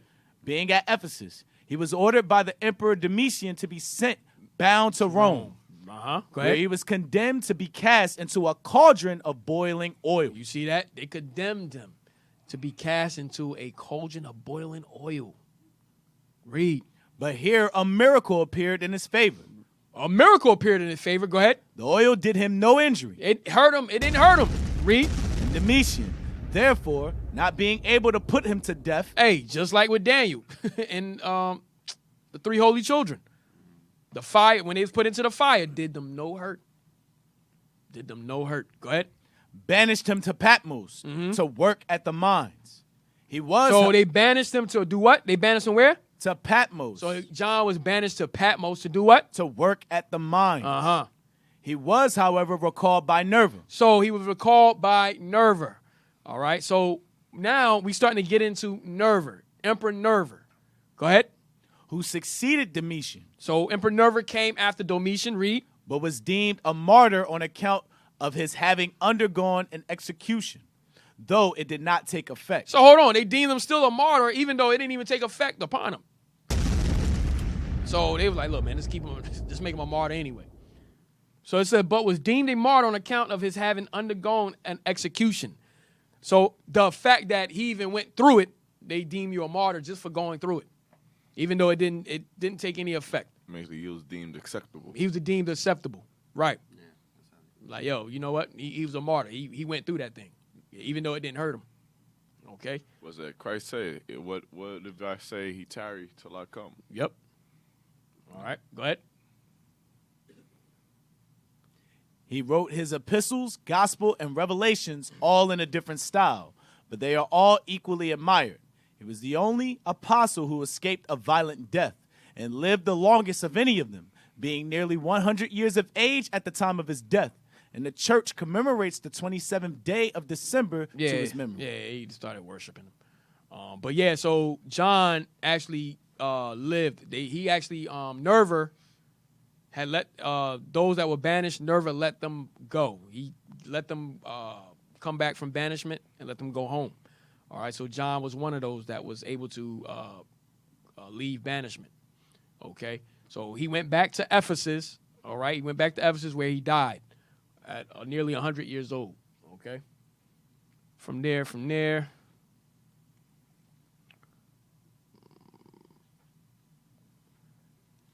Give me banish. Let me see. There's something else I wanted. Give me Eusebius, page 90. Y'all have that? I think we read that already. Eusebius, page 90 to 93. Yep. Let me see. Yep. Blow that up. Let me see that. Blow it up. Next page. Yeah, read that.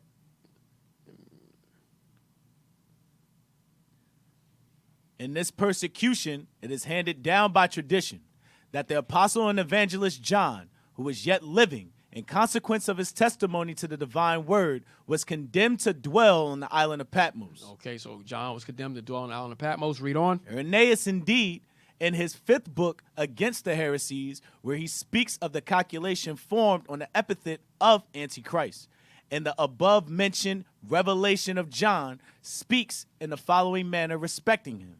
If, however, it were necessary to proclaim his name, Antichrist, openly at the present time, it would have been declared by him who saw the revelation, for it is not long since it was seen, but almost in our own generation at the close of Domitian's reign. Mm-hmm. To such a degree, indeed, did the doctrine which we profess flourish, that even historians that are very far from befriending our religion have not hesitated to record this persecution and its martyrdoms in their histories. Read. These also have accurately noted the time, for it happened, according to them, in the 15th year of Domitian. At the same time, for professing Christ, Flavia Domitilla, the niece of Flavius Clemens, one of the consuls of Rome at that time, was transported with many others by way of punishment to the island of Pontia. You see that? So there were other islands that we were being banished to. So this happened in the 15th year of Domitian's reign. Okay, you can see the next page. All right, you could get out of that page. Now, get me banishment islands today. Banishment islands today. Let me see. I think I sent you. Because don't think they don't have these islands that you can be banished to today. They still have them. Let me see. Nah, check the group. Check the group.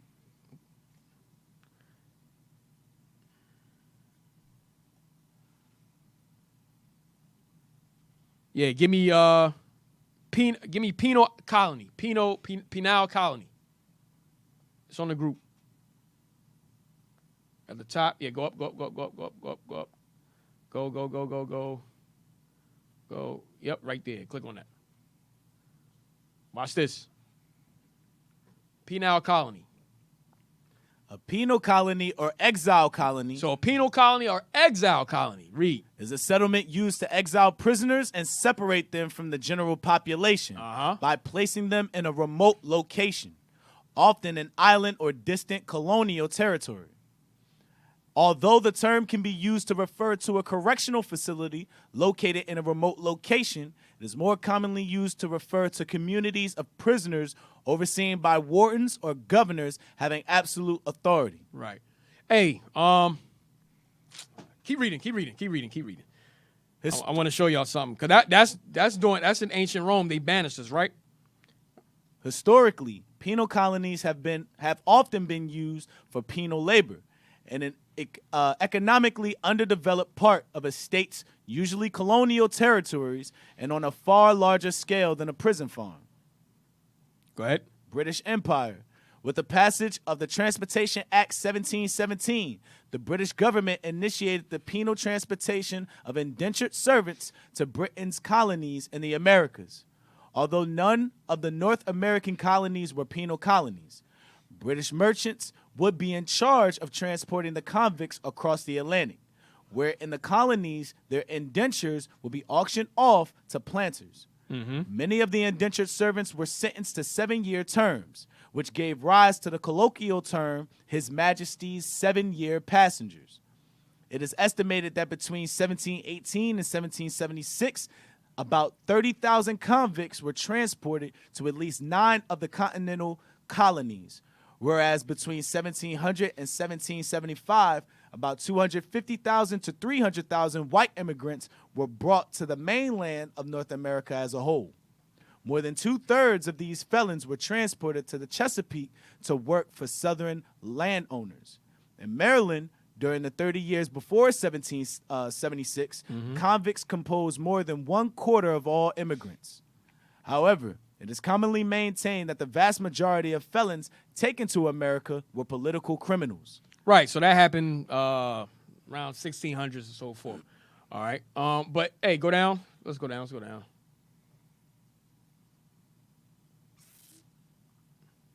So, give me that page. You can get out of that. Give me the page. You have something?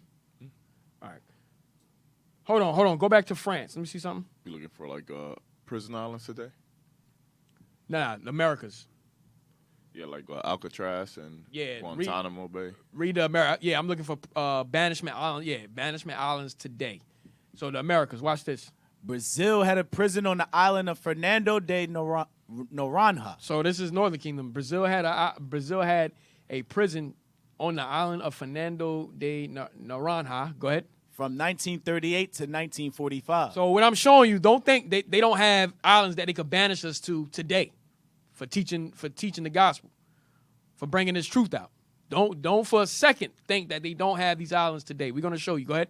Gorgona Island in Colombia housed a state high security prison from the 1950s. Convicts were dissuaded from escaping by the venomous snakes in the interior of the island and by the sharks patrolling the 30 kilometer to the mainland. Damn, so they couldn't go nowhere. They had venomous snakes around and sharks if you went in the water. Go ahead.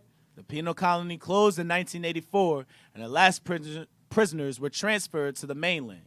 As of 2015, most of the former jail buildings are covered by dense vegetation, but some remain visible.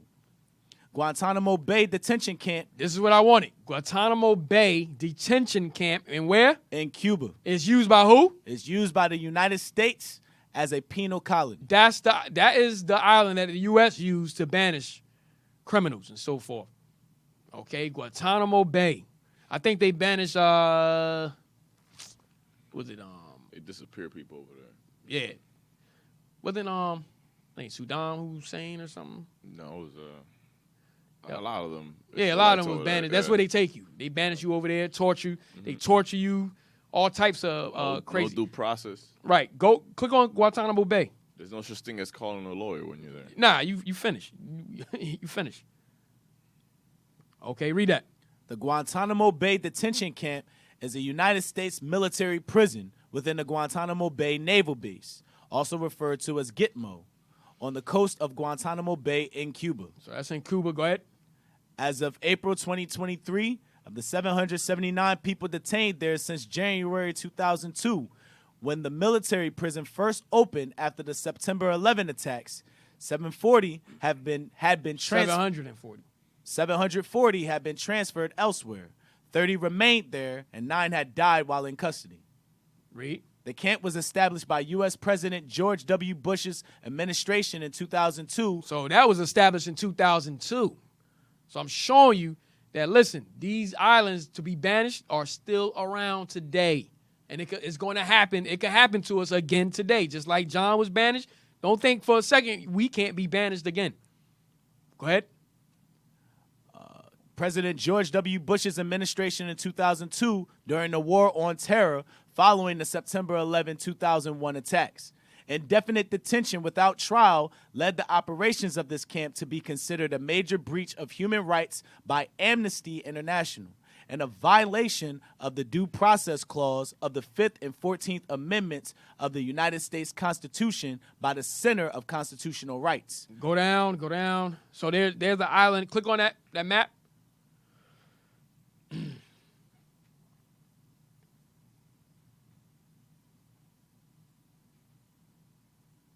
All right, it had a little dot, but put your cursor around it.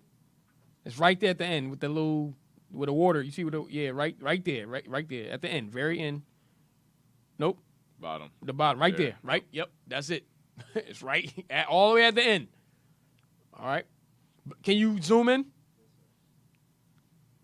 Try to zoom in a little bit. Mind you, those parts of Cuba are very secluded. Very, very secluded. Yeah, you ain't going over there. It's very sparsely inhabited. Right. All right. So that's the island right there. Go ahead. All right, go back. Go out of that. Go down. I want to see what they be doing to us. Where's that at? All right, so there goes some detainees there. That's 2002. All right, go down.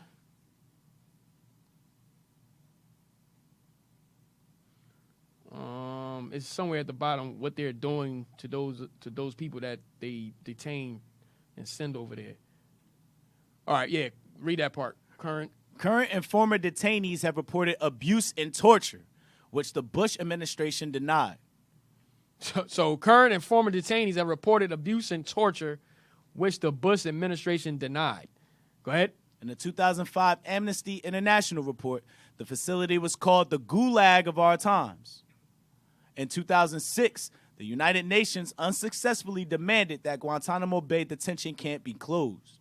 On 13 January 2009, Susan J. Crawford, appointed by Bush to review DOD practices used at Guantanamo Bay and oversee the military trials, became the first Bush administration official to concede that torture occurred at Guantanamo Bay on one detainee, Mohammed al-Qatani, saying, "We tortured Qatani." Go down. Go down. Post-Bush statements, go down. Let me see. Camp 5. Yeah, there you go. Camp conditions and testimonies of abuse and torture. Go ahead. A 2013 Institute on Medicine as a Profession report concluded that health professionals working with the military and intelligence services designed and participated in cruel, inhumane, and degrading treatment and torture of detainees. Read. Medical professionals were ordered to ignore ethical standards during involvement in abusive interrogation. So in the abusive interrogation, you being tortured, okay, nearly put to death, and they said and there was no medical treatment for that. Go ahead. Including monitoring of vital signs under stress-inducing procedures. Read. They used medical information for interrogation purposes and participated in force feeding of hunger strikers. Force feeding, that's one of the tortures. Go ahead. And violation of World Medical Association and American Medical Association prohibitions. Supporters of controversial techniques have declared that certain protections of the Third Geneva Convention do not apply to Al-Qaeda or Taliban fighters. Go down. Yeah, Red Cross. Read that. Red Cross inspectors and released detainees have alleged acts of torture, including sleep deprivation. Hey, that sounds like what we did to regulars. Sleep deprivation. Go ahead. Beatings. And locking and confined in cold cells. Solitary confinement. Okay, in a cold cell. Go ahead. The use of Guantanamo Bay as a military prison has drawn criticism from human rights organizations and others who cite reports that detainees have been tortured or otherwise poorly treated. Supporters of the detention argue that trial review of detentions has never been afforded to prisoners of war. Go down. Testimonies of treatment. Watch this. Yeah, read that. Watch this. 3 British Muslim prisoners, known in the media at the time as the Tipton Three, were repatriated to the United Kingdom in March 2004, where officials immediately released them without charge. The 3 alleged ongoing torture, sexual degradation, forced drugging. So sexual degradation, forced drugging, go ahead. And religious persecution being committed by U.S. forces at Guantanamo Bay. You see that? And religious persecution being committed by U.S. forces at Guantanamo Bay. Read. The former Guantanamo detainee, Medhi Ghazali, was freed without charge on 9 July 2004 after 2.5 years internment. Ghazali claimed that he was the victim of repeated torture. Omar Degaiz alleged he was blinded after his right eye was gouged by an officer. Damn. Read. Juma al- This is what's going on. These are the torture. This is the tortures. I'm telling you. It's going to happen again. Go ahead. Juma al-Dasari claimed he was interrogated hundreds of times, beaten, tortured with broken glass, barbed wire, burning cigarettes, and sexual assaults. Damn. Go ahead. David Hicks also made allegations of torture and mistreatment in Guantanamo Bay, including sensory deprivation, stress positions, having his head slammed into concrete, repeated anal penetration, routine sleep deprivation, and forced drug injection. Yo, this is what's going on over there. So look, this is what was happening when you being banished. Okay, so it was happening in ancient Rome when John was banished. It happened during this time. And give me the page now. Give me the page during the Inquisition. It happened during the Inquisition. It happened during the Inquisition. Give me the page. It's all the way at the end. On the group. Right there. Blow that up. This is the book Critical Review. All right. Bishop always uses this page.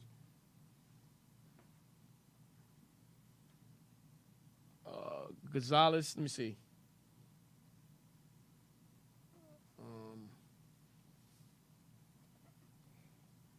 Go down.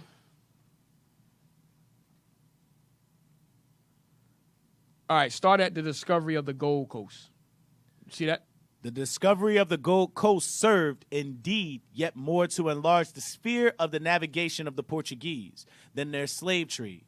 But it forced them also to extend themselves on the coast and to settle colonies in Congo, Angola, and other places, which they had till then neglected. Prince Henry's colonies were enlarged by his successors.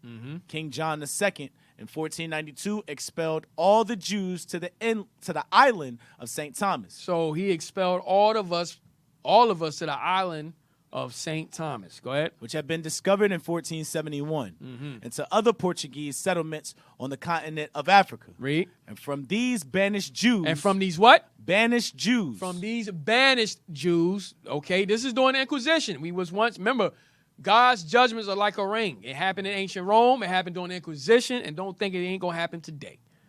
All right, we were banished once again to the island of St. Thomas during the Inquisition when we were expelled. Go ahead. The black Portuguese, as they are called, and the Jews in Luango, who are despised even by the very Negroes, are descended. Read on. By these colonists, St. Thomas soon became a considerable place of trade and valuable for its sugar plantations. So guess what? They had us working. They had us as slaves. They banished us there as slaves to the sugar plantations. Okay, that's what was happening to us. All right, we were working on the sugar plantation. Now, go to give me a map of St. Thomas.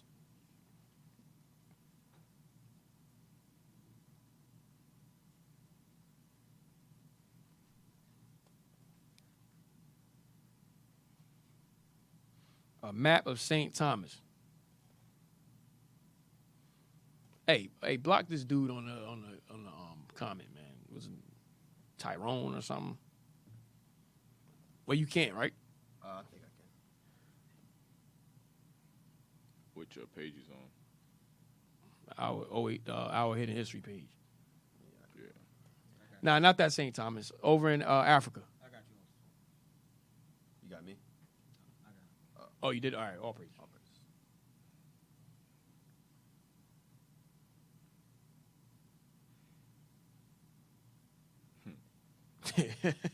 Tyrone Hamashiach. Confusing the group and whatnot. Oh, shoot. San Tome. St. Thomas is San Tome.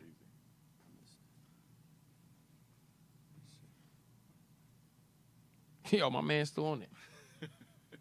All right, so anyway, all right, so look. This is San Tome, which is, they call St. Thomas. That's all right, San Tome. That's the island that they banished us to, okay, to work the sugar plantations there. All right, so they banished us there. When they expelled us out of Spain, that's where they sent us to, as slaves on the sugar plantations. All right, you can get out of that.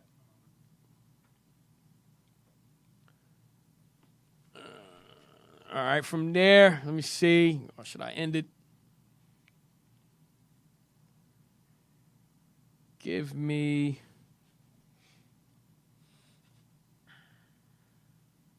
Let me see. Yeah, I'm gonna end it there. I don't want to, because I'll be starting a whole nother So I'm gonna end it there. All right, I'm gonna end the show there. And then we'll continue on next show, Life Lasts, Lord's will. All right. Hey, Israel, let's give a hand for that class. All praise the Most High. Fire class. Learned a lot about Hannibal and John the Revelator. All right? It's a dual class. Right.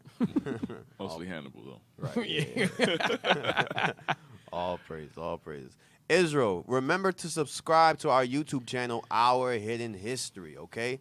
Sooner or later, we're going to be going strictly live on Our Hidden History. So make sure you subscribe now and hit the notifications button so you know when we go live.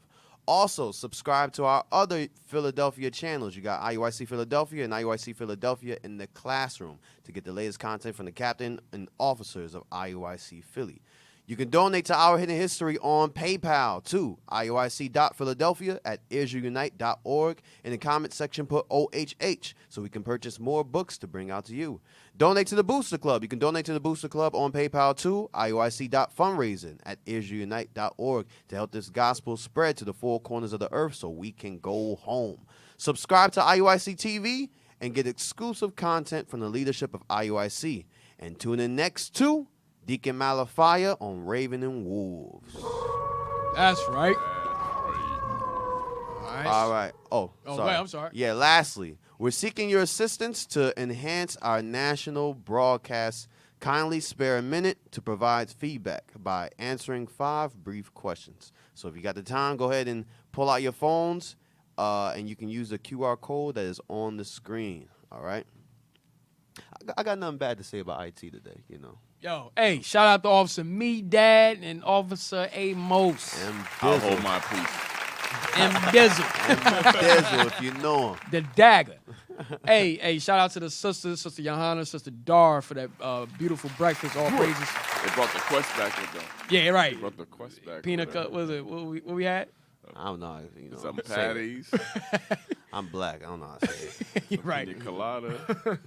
But all praises, great breakfast. So all praises the Most High. Hey, Lord's will, we see you next show. Life Labs, we still dealing with we're gonna be going into Emperor Nerva, and we're gonna be going into the succession of the apostles that came after John and all the 12 apostles, for that matter. All right. So we have the disciples that were still carrying on the truth at that time. The disciples of the apostles. Yeah, the disciples. Yeah, I like that. The disciples of the apostles.